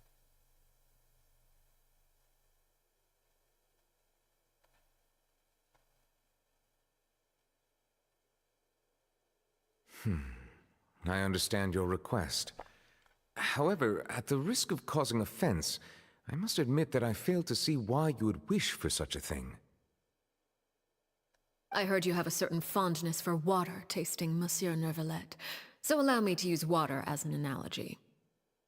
You do know a lot about people, do you not? A family is like a large body of water with countless rivers flowing in and out. As someone who watches over this system, I would hope that each river that flows from the source will eventually reach the ocean. Of course, objectively speaking, I know this is impossible. Most of the rivers will dry up along the way, disappearing into the ground and leaving nothing but a barren riverbed behind. Not all rivers are destined to reach the ocean, but I would not see their existence rendered meaningless. I believe the water that flows within them is simply meant for a different destination, like a field in need of irrigation. Or perhaps the glass of a certain water-tasting enthusiast. Did you get any of that, Traveler? Kind of. She wants people to be able to leave the house. Perhaps. Meaning reach the ocean. Your words paint an optimistic picture indeed. Allow me to remind you, however, few among us are willing to sip from a glass filled with tainted water. It may have been tainted at one point in time, but not to worry. I'll make sure it's strained of all impurities and returned to its cleanest form.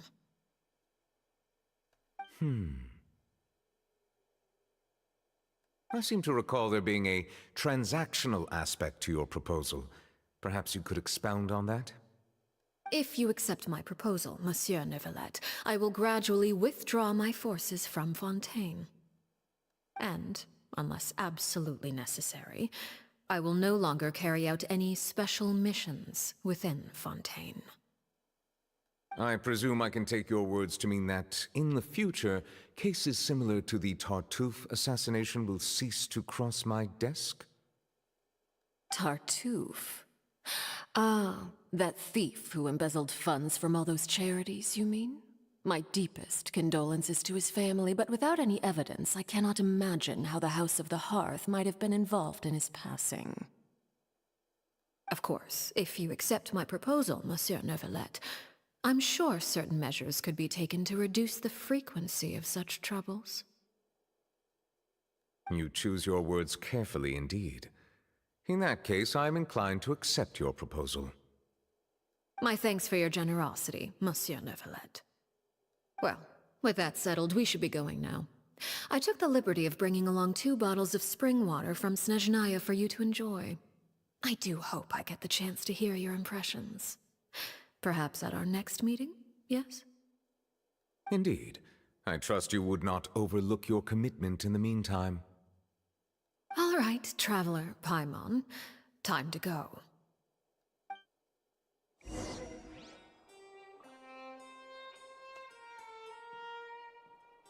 Even Neuvillette left.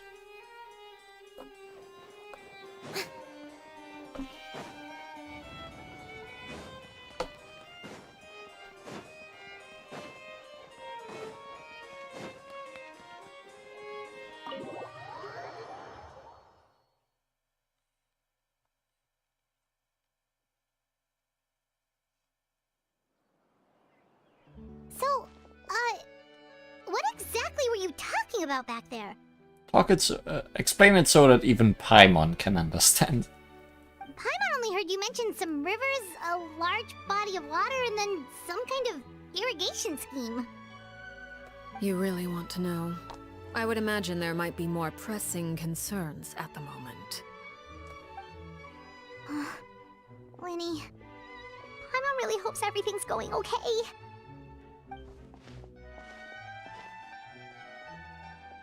Oh, Paimon recognizes that look. You've got your thinking cap on, don't you, Traveler?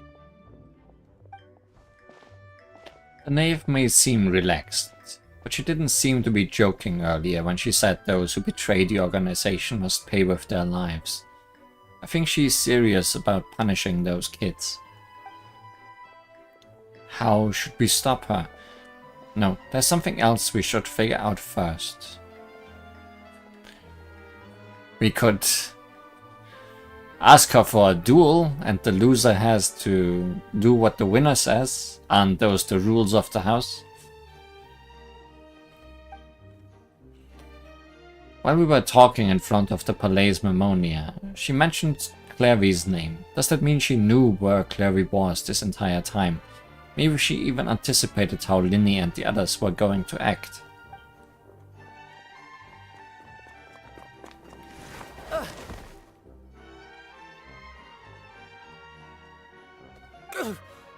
Oh, shoot.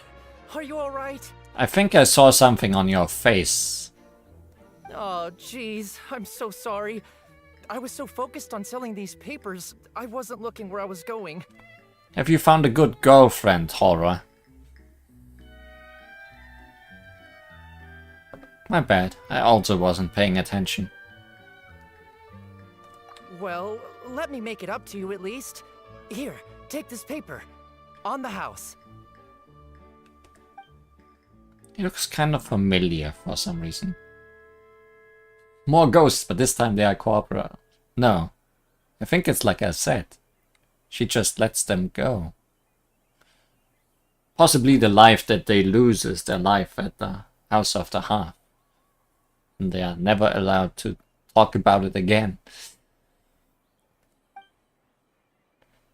Oh, you don't have to give us anything. Please, I want to. It's not like I'm short on supply. All the extras will be useless come tomorrow anyway. It's my fault, really. I was just trying to bring home some extra mora for the family, but I bit off more than I can chew. I haven't had many takers today, so I'm still swimming in papers. What's going on here? Nothing much. I just ran into your friend here on accident. I should probably get going, actually, so... Hold on. Of course, I'm happy to compensate you with mora, it's just... I don't have any on me at the moment. I'll take 3 papers. Here. Your payment. Oh! Thank you for your patronage. May the Archons bless you with good fortune. If only I had the chance to run into such generous customers every day. I should probably just take on a smaller inventory though, right? I'm getting married soon, so sometimes it's hard to not get ahead of myself. Anyway, I should head out. Goodbye! Seems like you did get your girlfriend, huh? Well, now that my affairs are settled, we should take the boat back to Poisson. We've even acquired some light reading to enjoy along the way. Actually, why don't we stick around for a little longer? Paimon just realized how hungry she is. She can't head back to Poisson on an empty stomach. Looks like Paimon is trying to buy us more time. If we head back now, I doubt Linny and the others will have made any progress. What should we do? It appears you two are under the impression that delaying our return will somehow alter the situation in your favor. I'm sorry to ruin your fantasy, but your efforts are meaningless. That being said, I could be persuaded to give Linny some extra time. I just have one condition. If you agree to my request, I'll even answer some of your questions.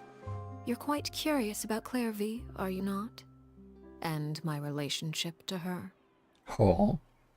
Wait, why are you being so generous all of a sudden? You're not gonna ask us to do something bad, are you? You overestimate yourself. You don't have the talent for bad things. That might very well be true. Then what can you possibly... The most important consideration in a negotiation is that both sides receive something they want. Demands and threats only get you so far. Your condition. Let's hear it. Wonderful. Here it is. When the time comes, make the choice that you deem most appropriate in the situation, and lend your help to the House of the Hearth. Okay, sounds normal enough. But what do you mean, when the time comes? When is that supposed to be? That is for you to decide.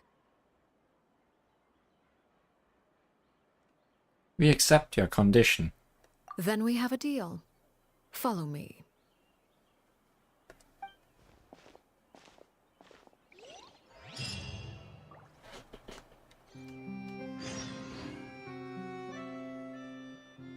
Follow the knave to the nameless ruins. That away.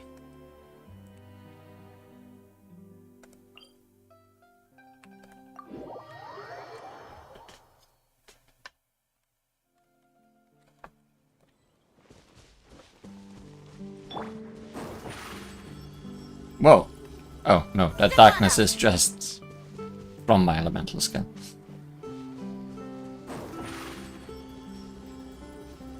Over here.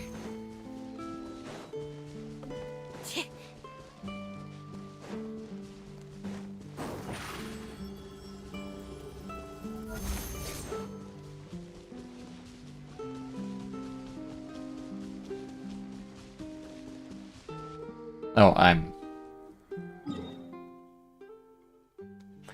I'm very close on the border of the map, even though it doesn't look like it because it has this weird thingy sticking out. Why don't we explore the area ahead of us later? Yes, Paimon. I noticed. That is certainly in ruin. I don't think I've been here. Been over here, but I don't think I've had any reason to come over here. Unless this is new. Mont Esus East.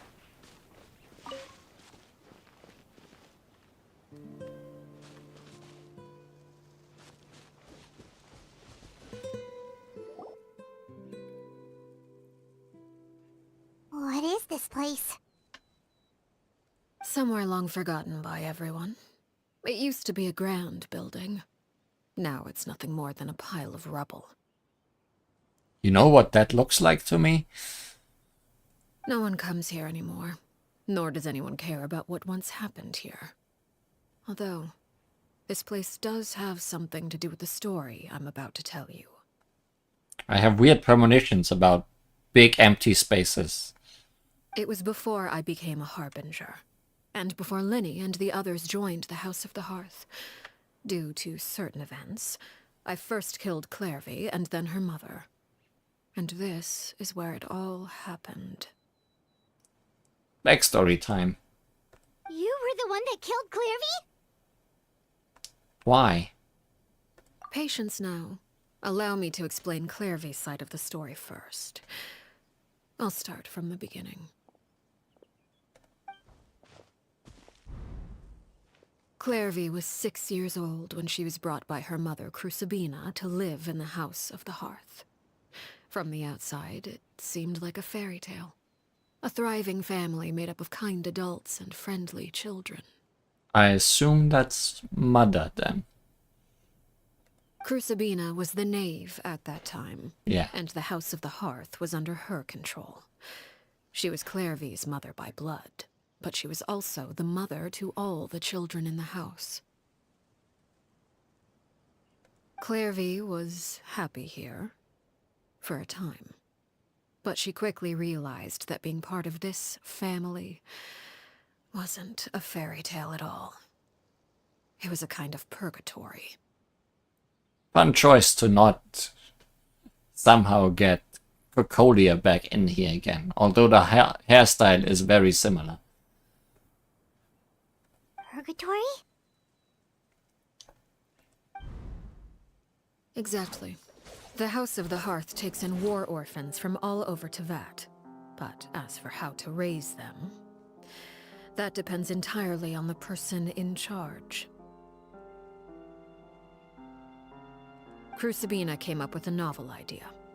She would teach the children to fight, force them to duel each other, and then crown as the king of the house the child who proved themselves most worthy of inheriting her title.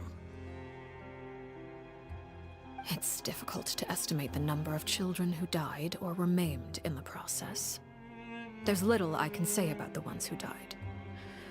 The ones that emerged with permanent injuries, on the other hand, well, they still served a purpose. So your orphanage was essentially like a pot of scorpions.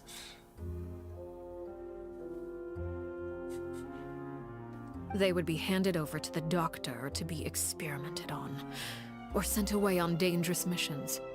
Nothing more than tools to be used and then discarded. So those were the experiments Clairvy was talking about. But what actually happened to her? You said that Clairvy was Crucibina's daughter, so if Clairvy tried to convince her to stop what she was doing, Crucibina probably would have listened, right? Despite being Clairvy's mother, Crucibina cared little for her daughter. She forced Clairvy to join the House of the Hearth only as a means to demonstrate her own impartiality as a mother, to prove that she treated all her children equally.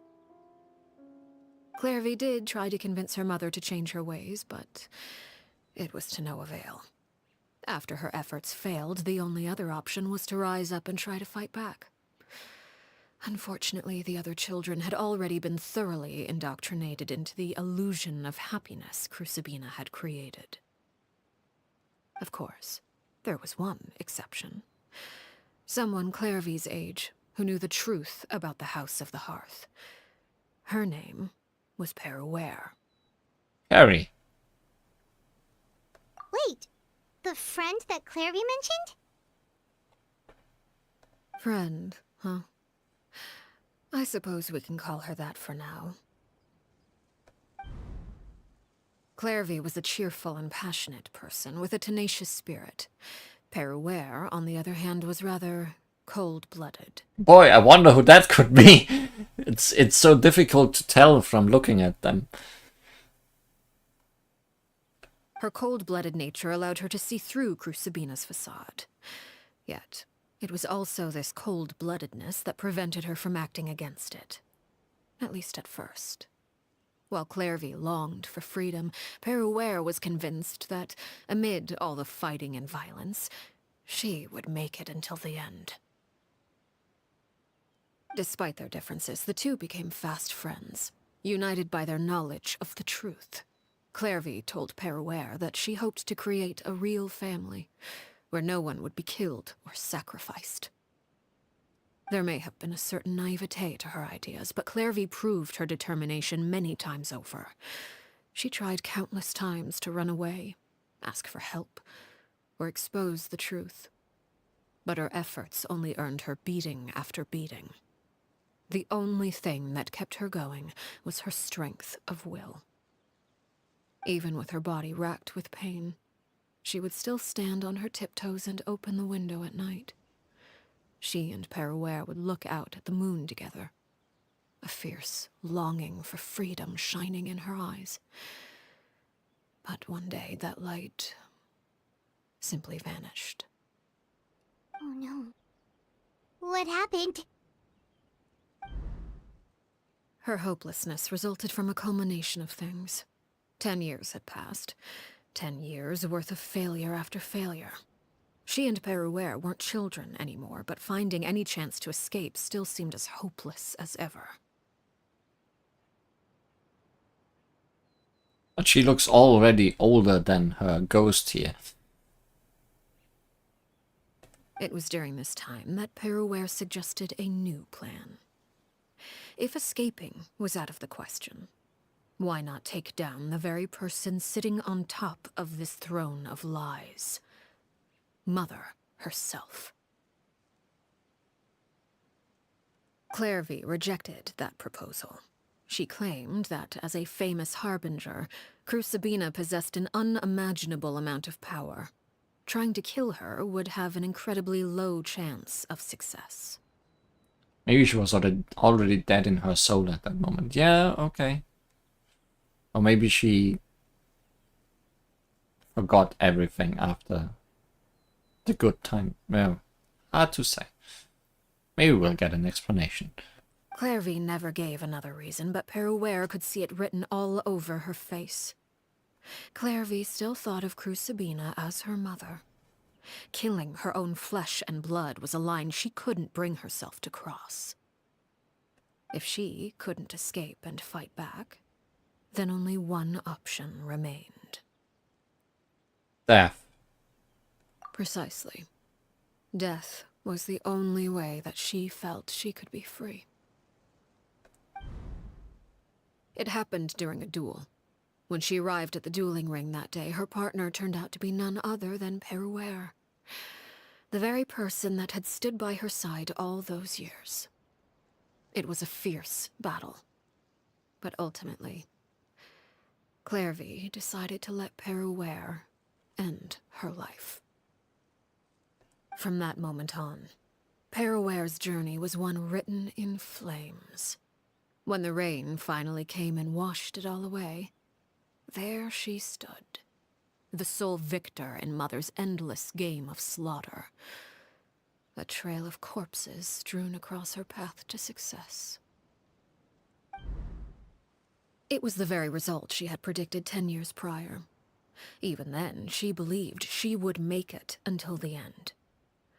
She wasn't surprised by the fact that she emerged as Mother's undisputed heir. Rather, her success left her with an inexplicable sense of restlessness. She was unsettled, and there was only one thing that could quell that sensation. Perhaps you two would like to take a guess as to what it was? Killing the person at the very top. Who's Sabina, you mean? But... Correct. This is the place where Peruere killed her best friend. A mere year later, this is also the place where she fought tooth and nail to kill the mother they shared. The moment she acted, any conception of what was right or wrong ceased to matter. It's one of the principles of the house. Only those who survive get to write the rules. It was a boss arena in the past, is what you were saying. Peruere won the battle, and became a harbinger herself. After which Her Majesty, the Tsaritsa, bestowed upon her a new name. Arlecchino. So that's how that happened. So the Perry Clairvy was talking about... It was you all along. You're Peruere. Arlecchino is just a name you got later. This was your story just as much as Clairvy's. So this really is your story quest.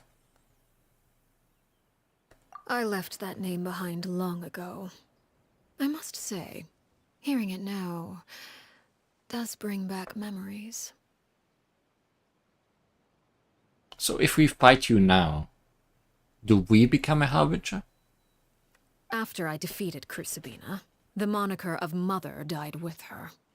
I chose to forego the title she called herself, and even chose to give up my own name. I rebuilt the House of the Hearth under a new identity. Not only as Arlecchino, but as father. We can be quote-unquote sister. And that is where the story ends.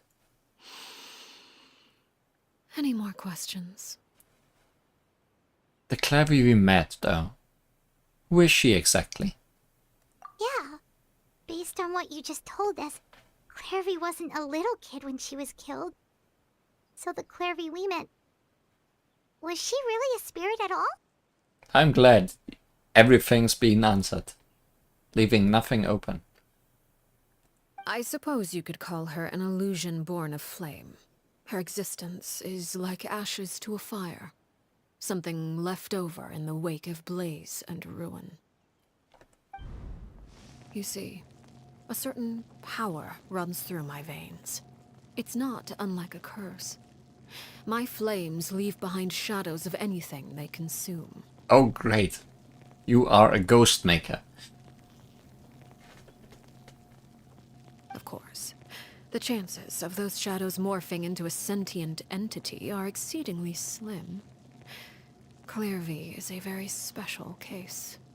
Are the X's in your eyes symbols of that curse? Clairvy died when she was 16 years old. But what emerged from the flames was her 6-year-old self. Her appearance wasn't the only thing affected. Most of her memories were lost to the blaze as well. Memory is a mysterious thing indeed. Losing a portion of your memories will alter your sense of self. Lose 10 years' worth, however, and it would be like living in the past. Like returning to a version of yourself that never grew up.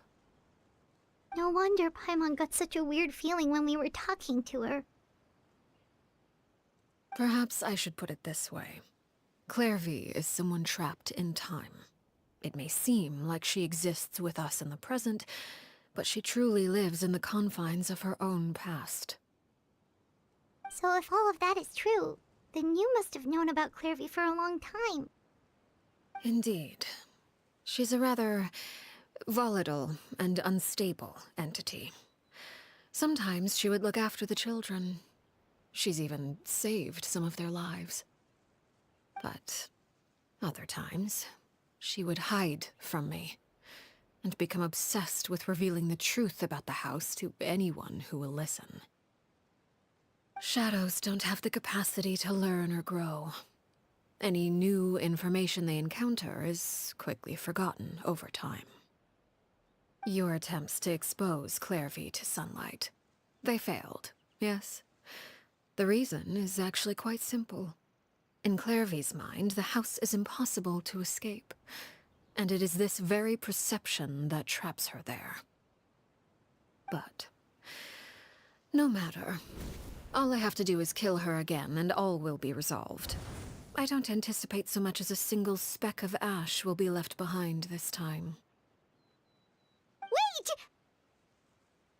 Paimon can understand why you might want her gone, but isn't there another way? So what if she's trapped in her 6-year-old self? She's still your friend! At least talk to her first! It's too late for that. She broke the rules, and now she must be punished. That goes for Filial and Nantoy as well. She's had quite the effect on them. I hope you understand. The difference between Crucibina and myself lies in our formulation of the rules, not our policy for enforcing them. Upholding the rules without question is a trait we both share, because that is how a household should be run.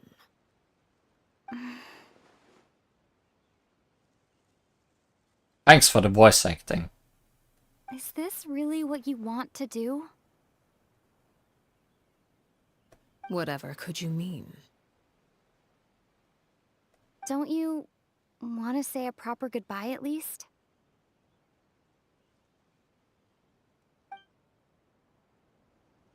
Whether as a killer or as a father, there are two things that must be avoided at all costs: anger and sorrow. Anger makes you impulsive. Sorrow causes you to waver. Well, it appears it's about time to proceed. Before we arrived, I told some of my well-behaved children to bring our troublemakers here by nightfall. I do believe I've kept my end of the deal. I give your friends quite a bit more time. As for what happens now, we'll just have to wait and see.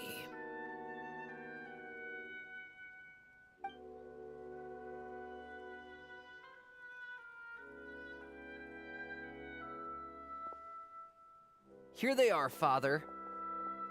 A whole bunch. And even... you brought even the whole house with you. Shadows included.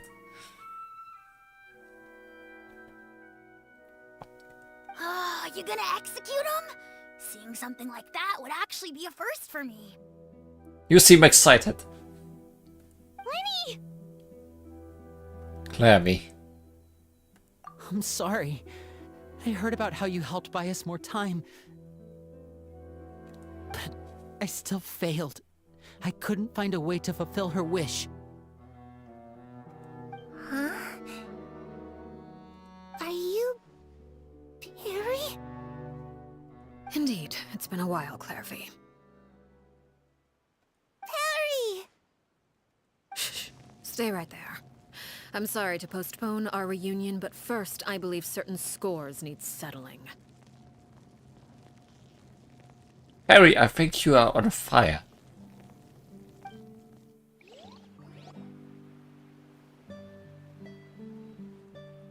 Father, let me explain. Out of my way. Father! You chose to conceal a threat to the house. And for that, you must be punished. Overall, however, I suppose your wrongdoing is hardly the most egregious of the bunch, so I'll deal with your punishments later. As for right now, the more pressing concerns are the traitors among us. By traitors? Do you mean us? Father, let me explain. We didn't mean to... Fultz, why don't you share what you heard? Yes, Father. Secret Midnight Meeting number 3. Participants, Filial, Nantoy, Sato, Toddy. Nantoy clearly said, if only Father wasn't the one who took us in. Sato added, I'm sick of this life. I just want to live as a normal person. Filial was the worst of them all. She called us crazies and said a bunch of mean things about Father. I did not! You're lying! Fultz is trying to frame us! It's not like I'm the only one who heard those things. After that, you and Toddy and a bunch of other people started talking about Clairvy. You were using all those things Clairvy brought up as an excuse to question Father. We're birds locked in a cage. The only way out is to destroy it. That's what you said, wasn't it? You little... You just want me gone, don't you? What did I ever do to you, huh? And you, Sheplo, have you forgotten who stood by your sickbed, watched over you, and changed your dressings? Come on, let's hear it then. What's your reason for all this?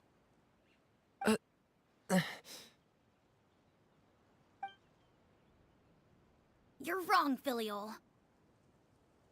We don't want you to die. You're our family. Liar. You wouldn't be doing this if that were the case. So why? Why have you backed us into a corner? We all live in the House of the Hearth. You know the type of work we do, Filial. A single betrayal can cost dozens of us our lives. It's not like it's never happened before. That kind of thing is hard to forget. That's why the House of the Hearth cannot tolerate any form of betrayal. Ever since we came to Poisson, you've had 7 secret meetings. A lot of the things you talked about really crossed the line. You've been spying on us for half a month? Wait a second. Now that I think about it, the move to Poisson was just a way to make it easier to spy on us, wasn't it? 'Cause we were all in one place. You've had this planned all along. Filial, Nantoy, I'm sorry. I owe you both my life. I owe Clairvy too. If it weren't for all your help after I got poisoned, I wouldn't be standing here today. If this were any other situation, I would do anything to repay that kindness, even if it cost me my life. But rules are rules. I'm sorry. My hands are tied. Why? Why? That's enough, Filial. We made a mistake, and we should own up to it. We broke the rules, plain and simple. And now we have to face the consequences. I'm sorry, Chapleau. Fultz. I'm sorry, Father. We accept our punishment. Chapleau, according to the rules of the House of the Hearth, how should these traitors be punished? All those who betray the house pay with their lives. And so it shall be.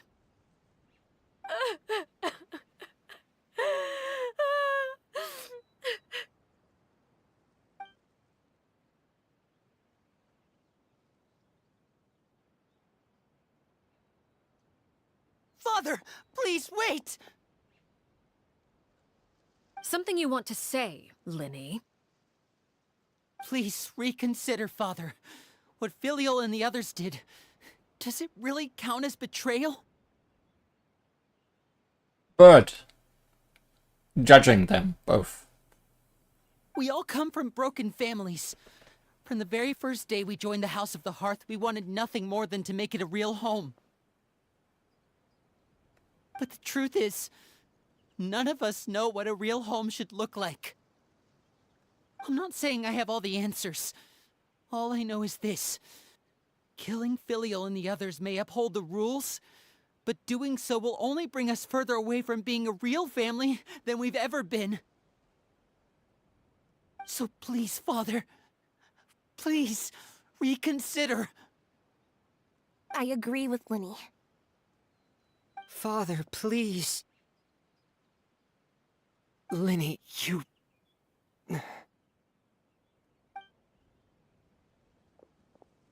I also agree with Linny.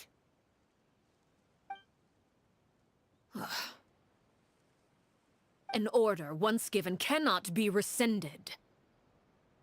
However, given the extent of your determination, I suppose we shall have to go about this a different way. Draw your weapons and face me. How about I step up for them? Our weapons? Father, are you referring to a duel? Precisely. The rules of the house will not be altered. Traitors must be punished. I was part of their group. I should be considered as well. However, resolving disputes with a duel is also one of our rules, one that also applies to me.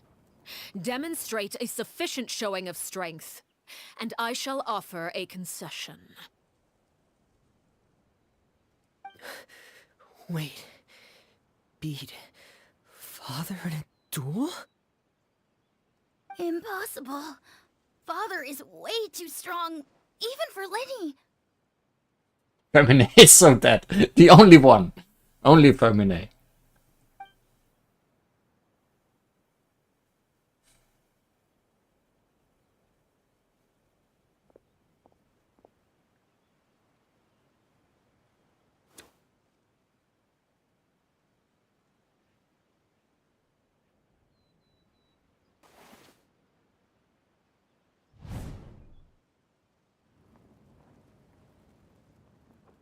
Did you hear that, Traveler? Lenny and the others have to duel the knave.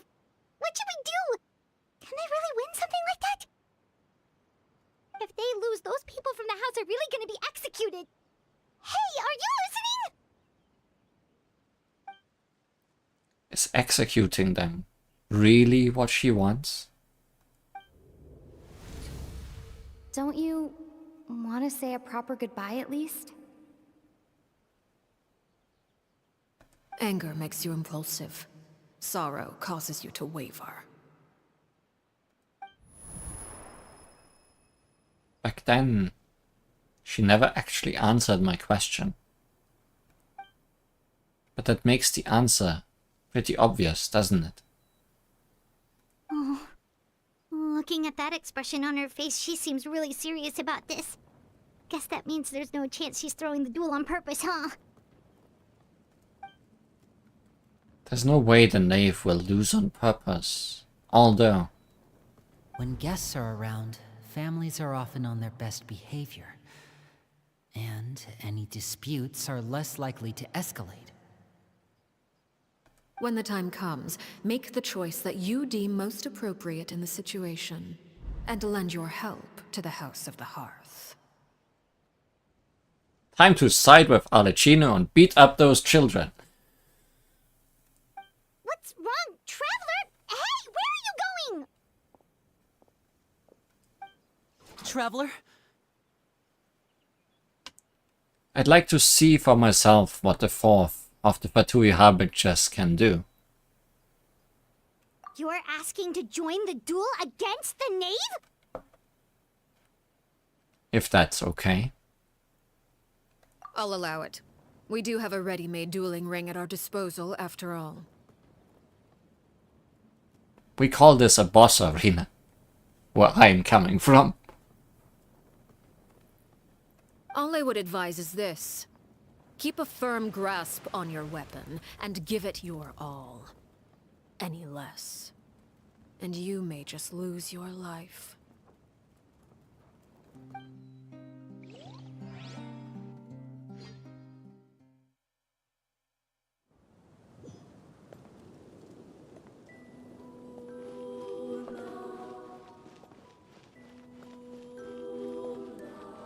The Knave. Closer now. Fourth of the Fatui Harbingers, and I'm glad about the team I made, even though it does not have Fermine in it. With the rising flames. Shower me with prey! Our bond is strong! And voila! Let the magic begin! Let my name echo in song! Over here! What pitiful attacks. I thought I taught you better.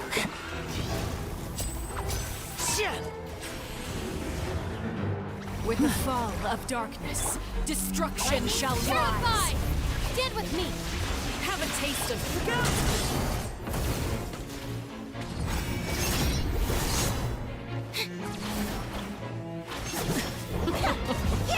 Look at you.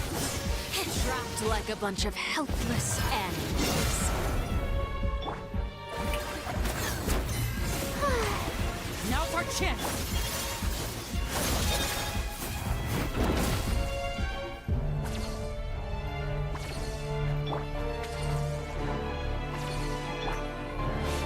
I'm glad you're just standing there while I'm healing.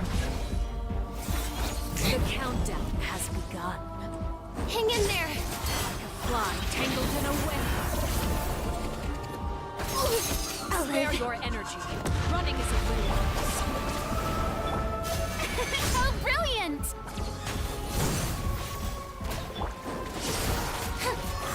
Is it my turn now? Look out!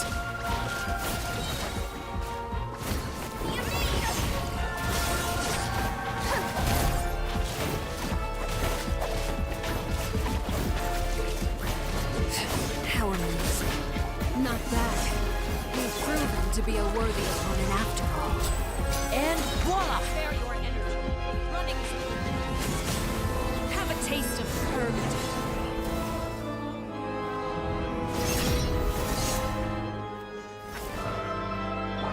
Strike a pose! Time to shine! Dissipate! Father's even stronger than I...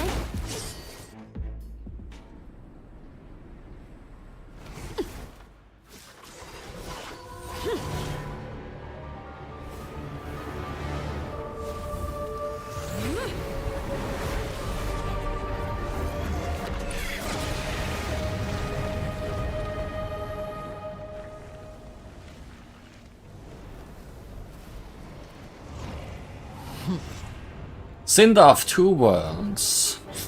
I guess this fight is not over, is what you're saying.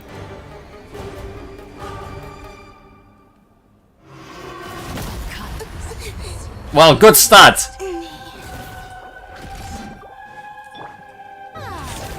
The show begins! Stand with me!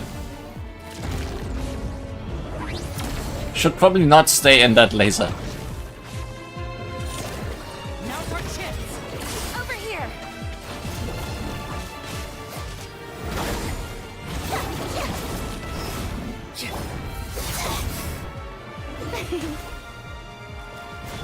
Step right up. Watch out for Father's movements. Look out!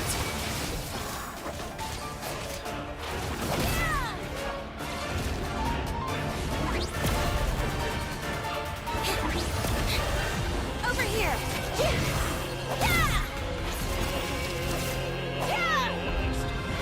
Oh, good. I don't think now is our chance. Struggle fingers. Our bond is strong. Shower me with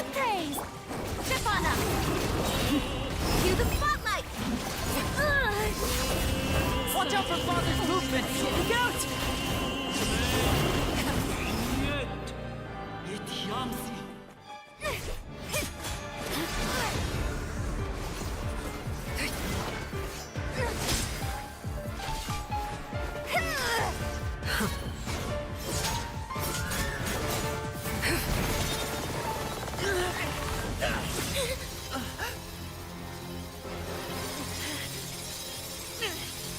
You should know better than to crowd in one place.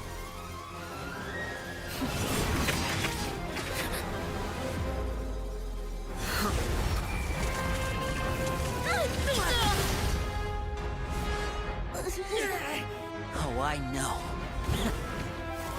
No! I'm sorry, Father!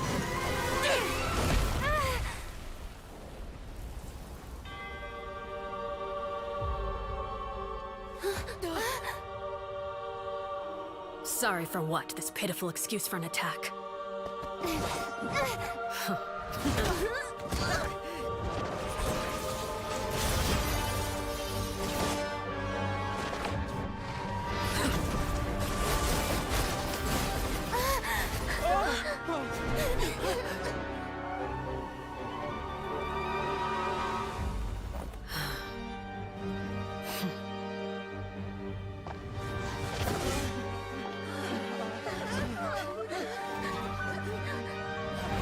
Father, no!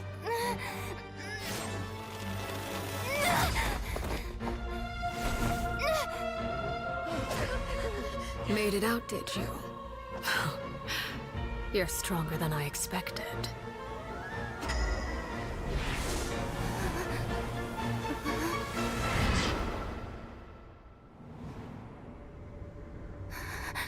A crimson moon. I can't move.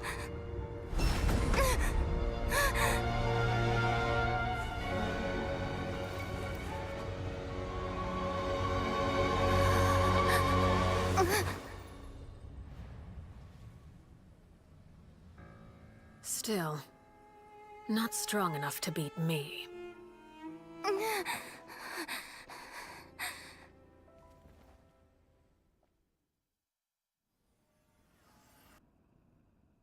Great.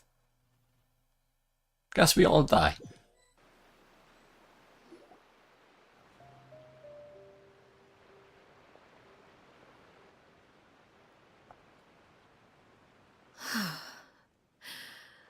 I believe we can end things here.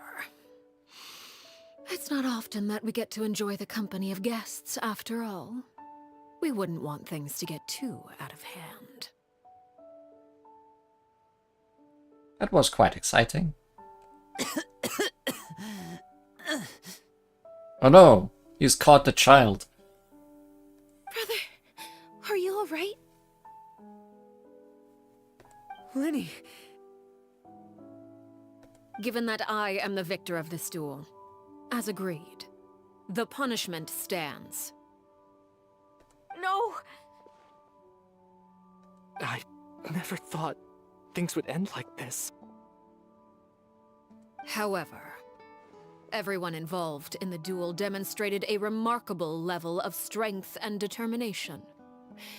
In light of this, I'm prepared to change the method of execution. Elwar, the bottled flames I gave you for safekeeping. Do you still have them? Yes? I wasn't sure what they were for, but I've kept them super safe. I didn't lose a single one. Wonderful. Then, in just a moment, I'll have you administer them. Bottled flames? Indeed. They're the product of a secret experiment. Under certain special circumstances, flames can be extracted from my person and preserved. Will they delete their memories of being part of this family? Once ingested, searing pain will spread across every inch of your body. No harm will come to you physically, but your memories will be burned away. If you can withstand the pain. When you awake, you'll have forgotten everything you know about the House of the Hearth, and will be expelled from the organization. In other words, administering this concoction will kill the version of you that grew up in the house, and give you a new identity. So that means the young man that I thought looked familiar, the one selling newspapers outside the Palais Marmonia. He must have been the same Horaire we saw on the list of executions. He wasn't killed at all. Memory is a mysterious thing indeed. Losing a portion of your memories will alter your sense of self. No, if my understanding of the knave is right, she really thinks of that as killing him. The Horaire that lives in the House of the Hearth is dead. The one that remains is simply a normal person living out his life with his beloved. Even so, it's much better than actually ending their lives. So, you're just letting us go, Father? You misunderstand. Memories are extremely important. Once consumed by flame, the version of you standing before me will die, and our secrets will die with you. So no, I don't intend to just let you go, because the person who survives will be nothing but a stranger. Even so, I won't have to live in fear anymore. I'm sorry, Father. I'm sorry I let you down. But I really... Don't cry, Filial. You haven't left the house yet, so there are still rules to be followed, yes. Remember what I taught you. Anger makes you impulsive, sorrow causes you to waver. Don't let yourself be controlled by your emotions. Of course. I'll remember. Dry your tears, and go pursue the life you really want. Yes, Father. Chaplot, Foltz, Elwar. Take them back to Poisson. And bring Linny and the others as well. I prepared 3 extra vials of bottled flames. As for whether to take them, the choice is yours. Goodbye, children. The next time we meet, I will no longer be your father. Thank you for all you've done for the house. I hope you have bright futures ahead of you.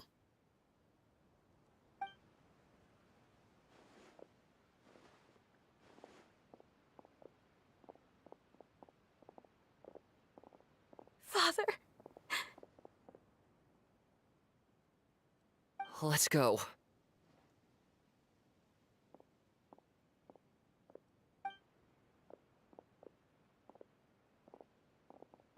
Here, grab my arm, Linny. I'll help you walk back. Thank you.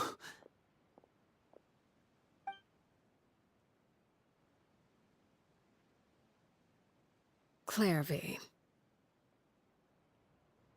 Now for the next killing.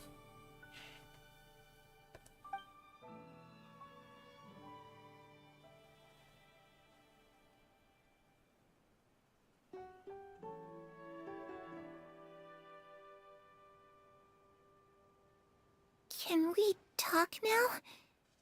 I've been waiting for a super long time. You really are Perry, aren't you? I haven't seen you in so long. How come you're all grown up? Wait, did I somehow travel to the future on accident? Or am I dreaming? What a long dream! Neither. You died, Clairvy. That's what happened. So blunt. You could have at least sugarcoated it a little. Look, she's so speechless. If this really is Clairvy's younger self, then I would say she's probably had enough lies. Oh. Okay then. Huh? That's it? You accepted it just like that? Yep. If that's what Perry says happened, then I believe her. Perry wouldn't lie to me. Plus, I don't really need to know why I'm like this. I'm more curious about what happens in the future. If you're a harbinger now, Perry, that means Mother is gone, isn't she? Can you tell me about it? I want to know what happened to her. And to me. You never stopped trying to defy fate. At first, no one believed you. You could only vent your frustrations to the moon. In fact, you often sought comfort in the night sky. You wanted to see the aurora, so one night we promised each other we would go to Snezhnaya to see it together. Later on, you tried to run away, but you were brought back each time. Mother spared your life, but it wasn't out of kindness. Instead, she decided to make an example of you by slowly torturing you over time. That way, the other children would know what happens to traitors. Still, you never gave up. Mother hoped that through ruthless duel after ruthless duel, she would be able to crown an ultimate victor among the children she raised. But you called on everyone to unite, to fight to a draw in order to reduce casualties. Your efforts may have only delayed the inevitable, but still. You gave them hope. You tried everything you could think of, but every attempt ended in failure. Still, you never turned your sword on Crucibina, and you never turned it on me. On that gloomy day, you told me, "For the last 16 years of my life, I've done everything I can to fight for freedom. But now, I realize that the only freedom I truly possess is the freedom to choose to die." I never imagined I would say something like that. I must have been feeling really worn down. But somehow, I still think I understand. According to Mother's plan, only one of us was going to make it until the end. And I always hoped that person would be you. If I could do it all over again, I still don't think I would make a different choice. Even when I first met you, I knew you'd be able to do what I couldn't. Is that so? Even now, I'm not sure I truly understand what kind of freedom you were trying to pursue. But as the head of the House of the Hearth, and as the children's father, I've tried to give them the most basic of freedoms. The freedom to choose their own fate. It's something I discussed with the Iudex of Fontaine. The children who want to leave the house will have their memories wiped clean of all secrets pertaining to the organization. In return, they will be allowed to live a normal life in Fontaine without being prosecuted for their past. Be able to reach the ocean, you could say. Of course, I won't simply hand freedom to them on a silver platter. They have to fight for it and prove themselves worthy of it. Only freedom that is earned has true value. That's more than enough. That's exactly the kind of life I was fighting for. You know, Perry, I think you're a pretty amazing king, and a really great father, too. I'm really happy that you're the one who took over the house. I guess I do have one regret, though. I still haven't seen the outside world.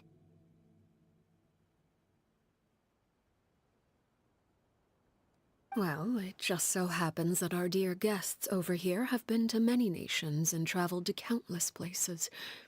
Perhaps they would be willing to tell you what the outside world is like. Really?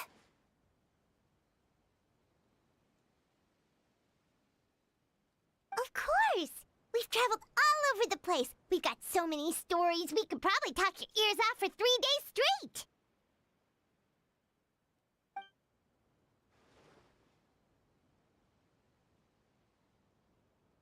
Story time.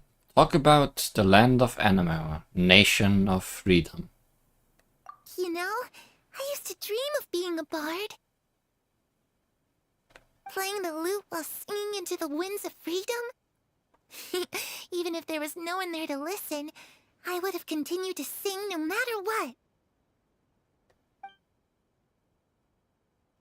Talk about the land of Geo, nation of contracts. Ah, that's where Mora comes from. I never knew that before. If I had some Mora, I would buy 3 new dresses. One for me, one for Perry, and one for Mother. It's just too bad Perry doesn't like wearing dresses.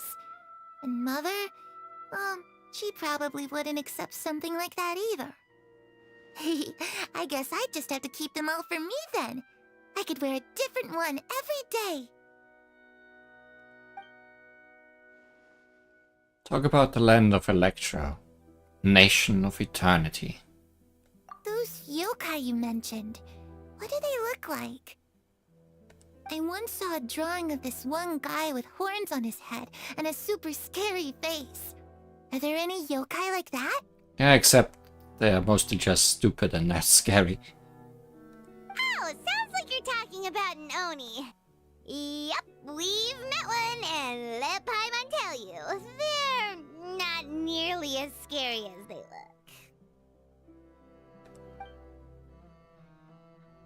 Talk about the land of Dendro, nation of wisdom.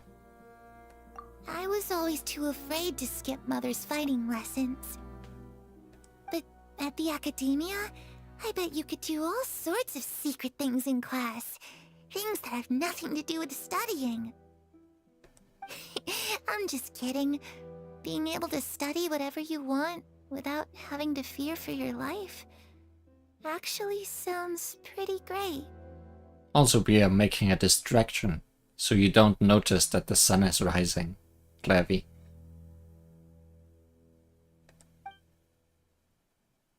Tell Clever about all the various nations you've visited. Eventually conversation returns to The situation Fontaine. was super dangerous. Lenny and Lynette were accused of committing a crime, and they were going to have to stand trial at the Opera Epicles.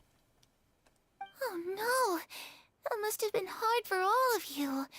What happened next? Don't worry, we were able to turn the situation around super quickly. All thanks to Detective Paimon, of course. You still have that. How'd you do that? Come on, tell me. Okay, so it was like this. After the failed magic show, we rushed to the scene and... Clearvy is listening really intently to Paimon's story about our time in Fontaine. She seems really happy, like all her troubles have been forgotten. Maybe this is the first time she's ever been able to truly relax. But I'm not sure how long this moment can last. Now ignite her, Arlecchino. While her back is turned. Shadows don't have the capacity to learn or grow. Any new information they encounter is quickly forgotten over time. As time passes, she'll probably forget everything we've told her and go back to being a scared little girl who could only hide in the shadows. Huh. I was so busy thinking I almost didn't notice. The sun has risen.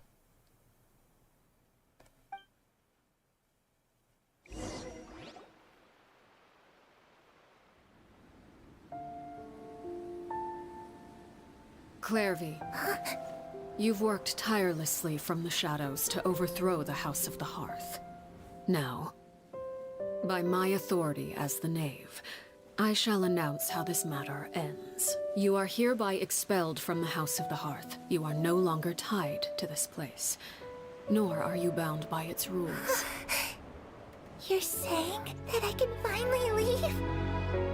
I get to experience the outside world as well? Oh, I almost forgot. There's no getting older for me. Still, seeing who you grew up to be makes makes me really happy, Parallel. Take care of yourself. Goodbye. May we meet again someday.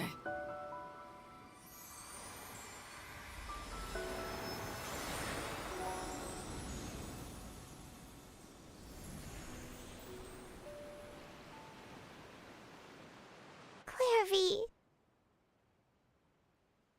Might meet her again on the other side of the light, I guess. She left so soon. Paimon didn't even get to finish her story. I also have certain sentiments left unsaid. I wanted to tell her that the aurora I saw in Snezhnaya was just as beautiful as the ones in the pictures. But a shadow's memories reset at dawn. Had we delayed any longer, we wouldn't have had the time to say goodbye.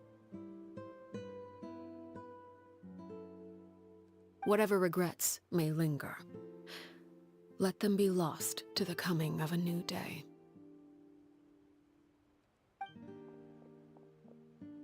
Father? It's Linny! Hey, Linny!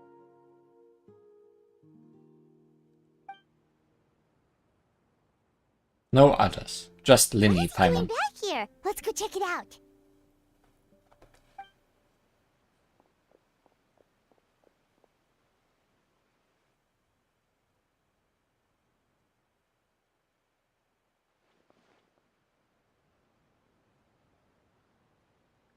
Father, the bottled flames have been administered. Filio and the others have left the house. And you? What have you decided? Thank you for giving us that choice, Father. But we never wanted to leave the house. It's the only home we've ever known. Lynette and Fremine feel the same way. They're recuperating back at the Hotel Bouffe d'Été. But I decided to come back and tell you where we stood. I'm sure you're well aware of the expectations I have for you. I want you to follow in my footsteps and become the next king of the house. Yet you seem to have different ideas. I must admit, I'm rather surprised by your decision to stay. There's nothing wrong with choosing to live a quiet life. Leading this organization is a heavy responsibility, one not so easily carried by someone forced onto the throne. I just never understood what you saw in me. What made you believe I was deserving of that throne? You're brave, talented, and, most importantly, you cherish your family. You would do anything to protect them, even if it costs you your life.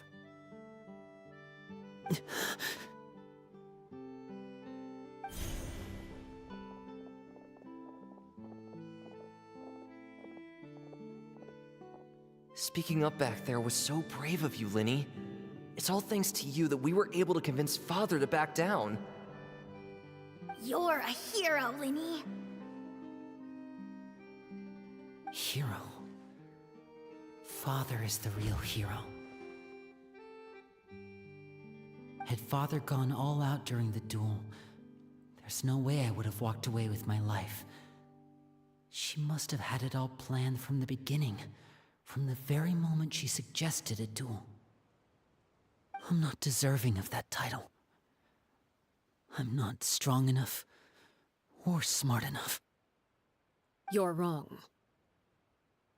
In my opinion, all you need to be deserving of the throne is conviction and the necessary strength to act on it.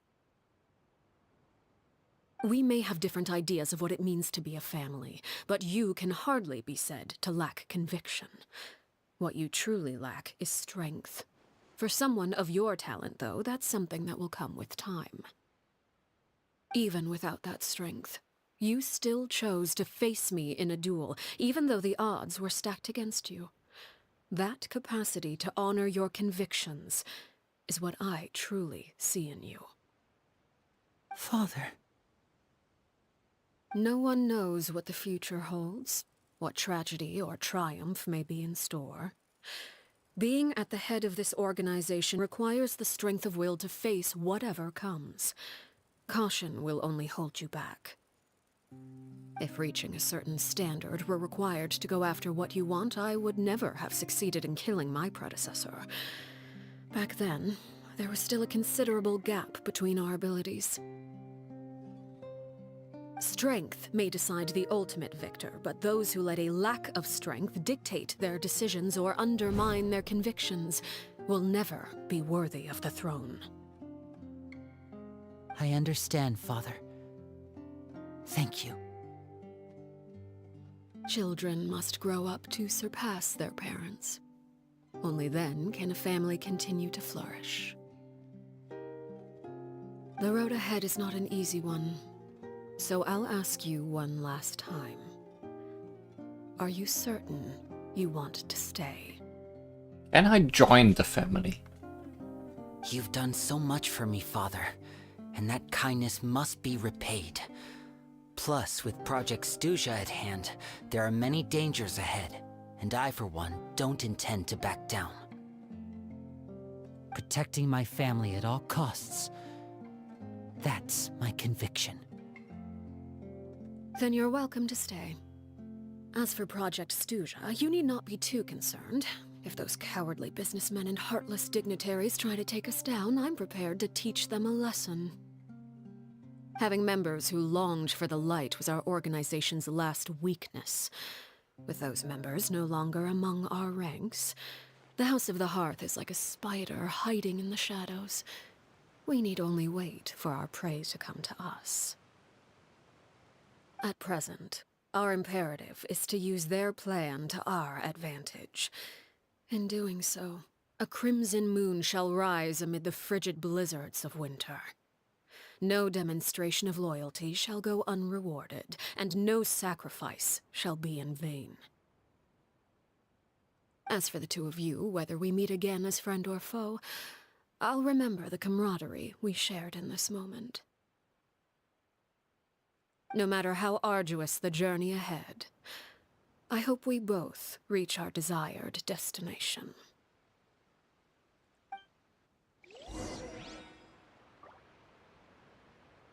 Wait until 2 days later. We'll do so, but first I'm gonna have a quick tour of this place. I've been here in this lake, but I have not taken a look over here, I guess. It might really have just spawned in with this version. Because this seems like a suspicious place that I would just overlook. But again, there's no collectibles here. So there's nothing really that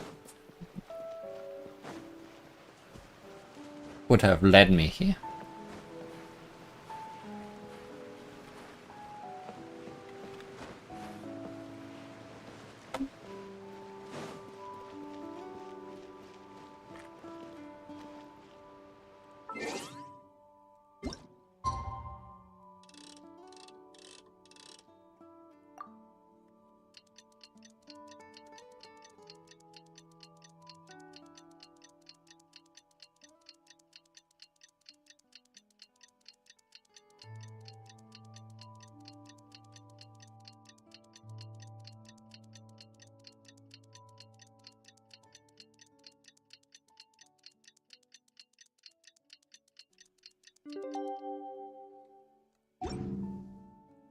Ready? Now it's... Didn't Linny say that Lynette and Fremine were recovering at the Hotel Bouffe d'été? Oh, Paimon wonders how they're doing. Maybe we should go check on them.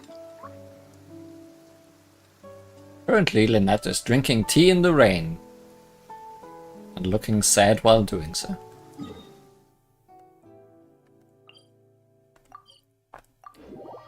So let's return in the sunlight. The skies have cleared? What a pity. You actually enjoy standing in the rain drinking tea, Lynette?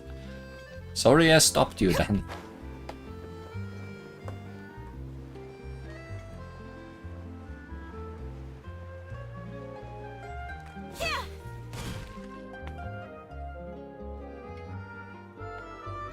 Lynette, Fremine, how are you feeling? Much better. Whew, what a relief. What about you? Are you feeling alright? I'm right as rain. I knew you'd come out unscathed. Us, on the other hand, well, we've been bedridden for 2 days. I couldn't even turn over. Oh, and I wanted to ask, is Clairvy gone? Linny and the other members have left Poisson and returned to the House of the Hearth. According to him, there haven't been any more sightings of a spirit roaming the house. We bid her farewell under a blanket of sunlight. Her wish has been fulfilled. I see. I'm glad. Father came to check up on us 2 days ago and told us about what happened with Crucibina and Clairvy. Actually, I've met Crucibina before. Oh. Wait, what? You've met the former knave? Crucibina died a year after Clairvy. It was during the year between their deaths that I joined the House of the Hearth.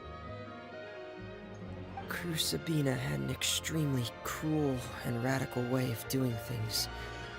While she was alive, the atmosphere in the house was suffocating.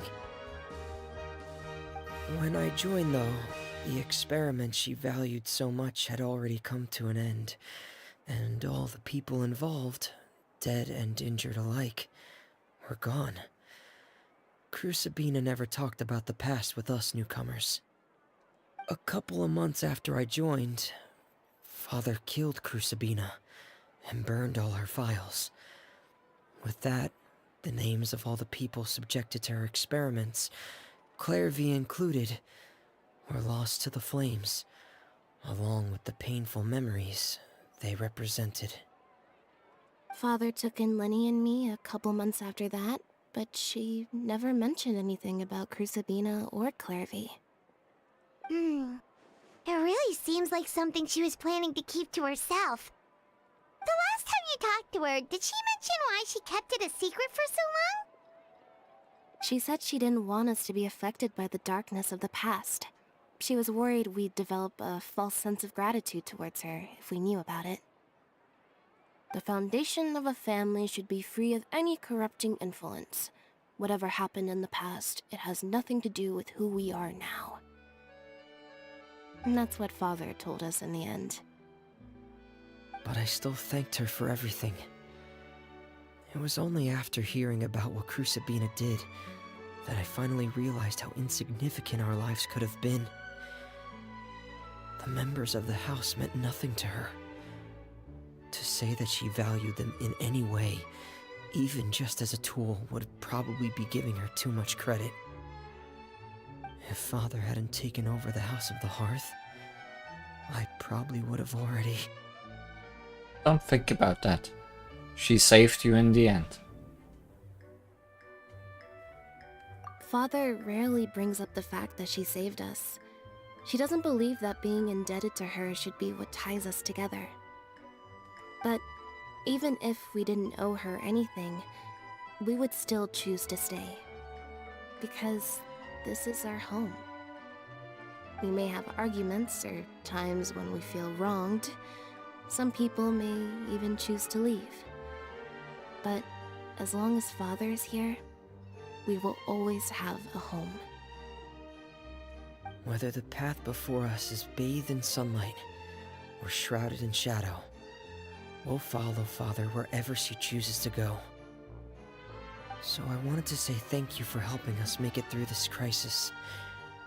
Without your help, we could have lost a lot more along the way. Oh, we didn't do anything, really. Just invite us back as guests, and we'll call it even. Of course. You're welcome anytime. Are Filial and Nantoy okay? I actually saw them at a cafe this morning. They didn't recognize me. From what I could tell, they were drinking coffee and talking about one of the operas that started running recently. They seemed happy. If I had to take a guess, I would say they finally found the kind of life they always wished for. And the Hearth-Flame has gone out.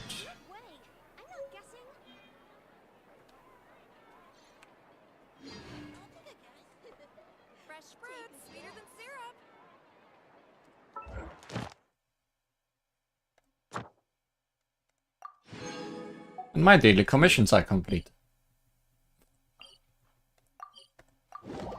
Thanks, Story Quest, for filling that up. They are just husks of themselves. But happy husks. All burnt out. Thank you for completing today's commissions. Here is your reward.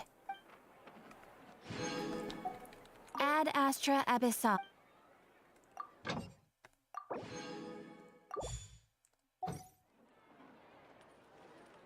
Well, this took long enough, so we won't be taking a look at the new area or anything like that.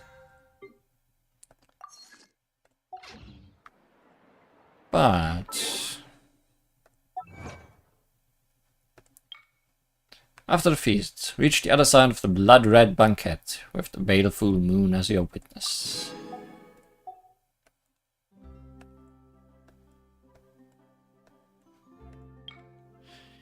If you are thirsty for blood, unleash 4 Scarlet Night Tides in a single battle against the Knave.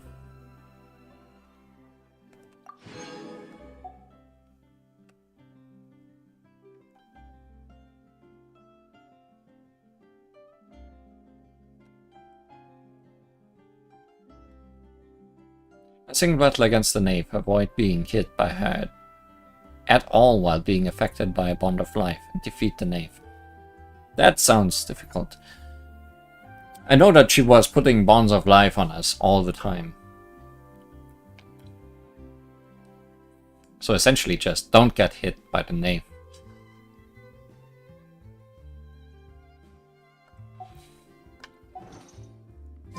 Can we just fight her now? Where was that? Scattered ruins. This courtyard was once a wonder to behold, but now lies desolate. The previous battle has been buried like the dying light. The next duel shall come, as long as the family endures. Can indeed just fight her again. Well. Days are perfect for spacing out. Oh my, that's ominous. The last big boss that we fought, the whale, was quite a bit different when fighting it outside the story. So let's take a look how this lady changes. Let's put on a serious theme.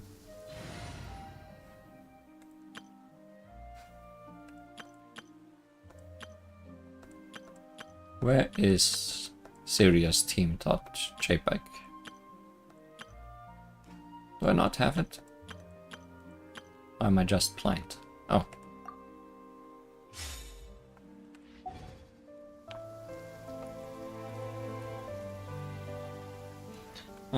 Slight change, please.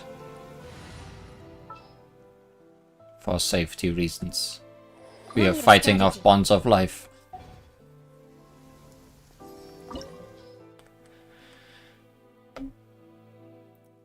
Destiny leaves no room for excuses. All choices must undergo the trial of sharpened blades. Naive mistakes, ill-defined betrayals, the courage to bring about better ends. All these must brave a test of strength.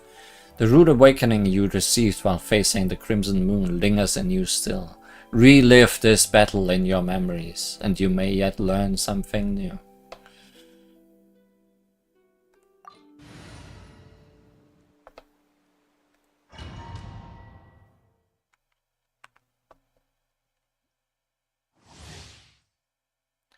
The Knave. The Knave will apply bonds of life to characters. After clearing a bond of life, characters in your party will unleash a Scarlet Night Tide the next time one of their charge attacks hit the Knave. We managed to do that enough for achievements.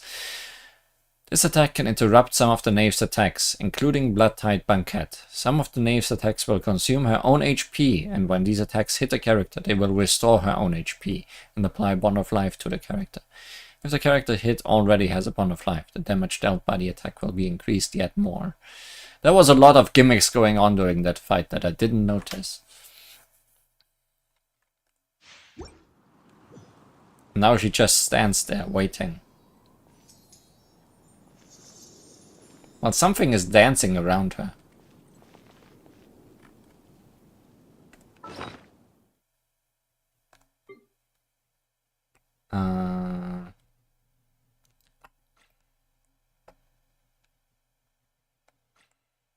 Where's that thing?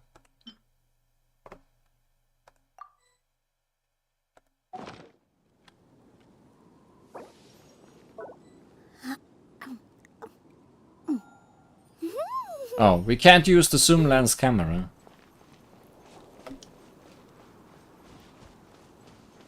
What are you playing with?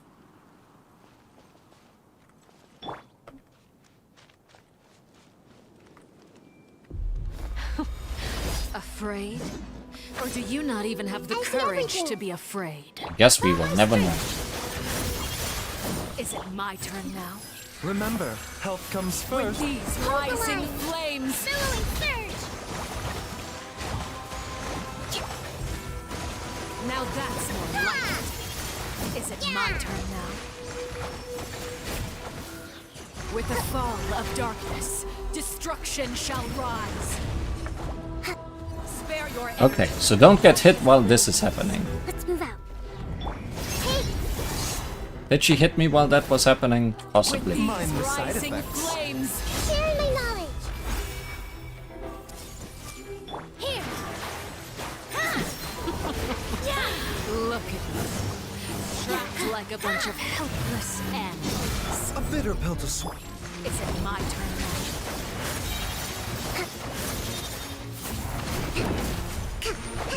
Let's move out.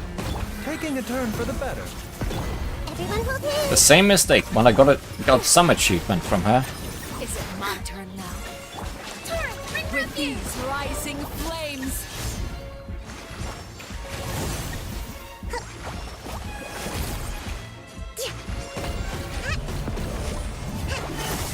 Not bad. You've proven to be a worthy opponent. Make yourselves a move. Spare your energy. Running is a Well, that hit me. Definitely. With all my strength. with these rising flames. Rest and rebuild. More coughing. Thanks, Baiju, for not letting this end yet.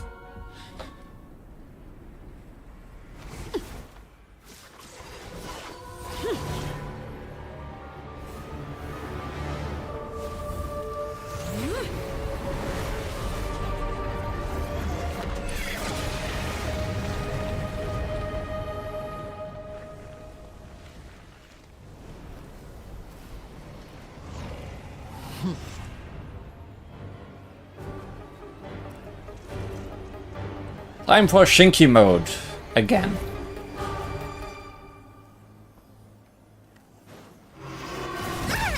I see everything. My blade is all that remains.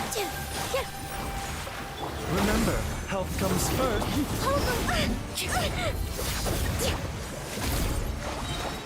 Billowing surge.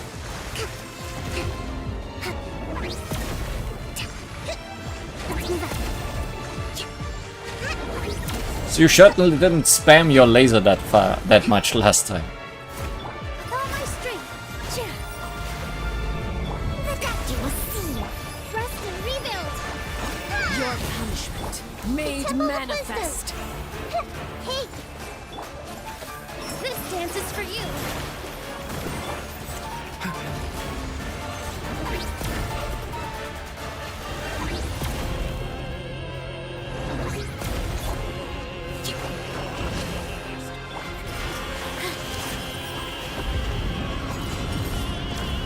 The sun and moon have set. Only ruin remains. Struggle in vain. Mind the side effects. Positions. I gotta get my balance. Sun Town is only the beginning. Seems like an emergency. Taurus, bring refuge! Lighter than white. I think that was the achievement for not getting hit during Bond of Life, right?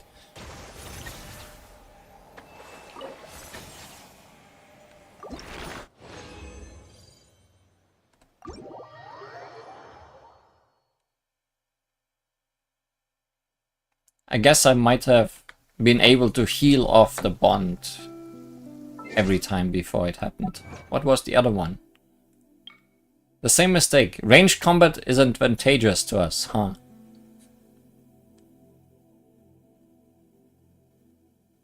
Huh. Was that not a achievement for this fight at all?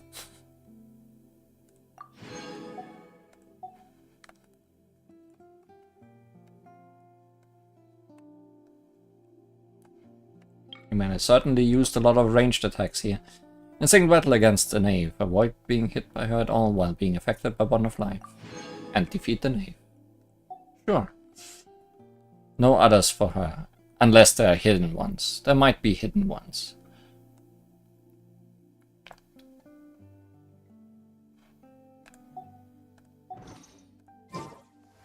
But I guess she wasn't all that different.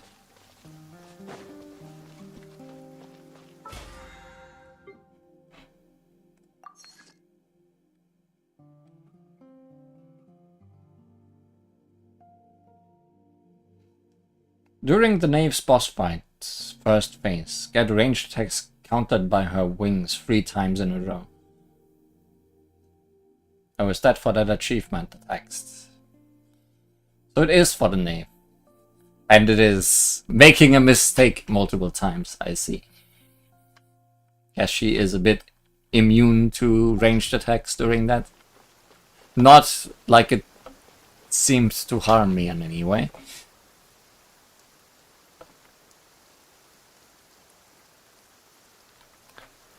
But good. That's all for today. Next time.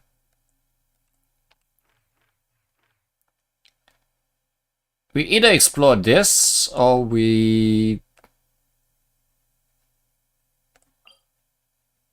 keep going with this. It's a choice, to be honest. I don't think this runs away in any way. There is no events currently ongoing or anything like that. So far, this version is complete. Undersea Capital, the Lost Homeland. And a new boss that might be hidden there.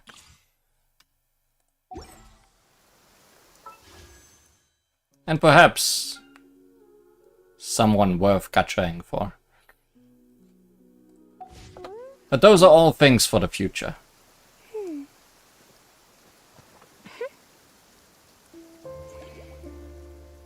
See you next time on Genshin Impact. The family lives on.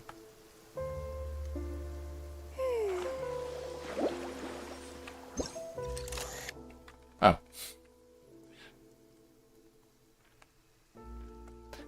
I wanted to do an end picture like always in the past.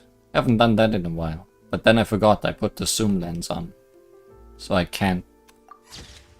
Oh well.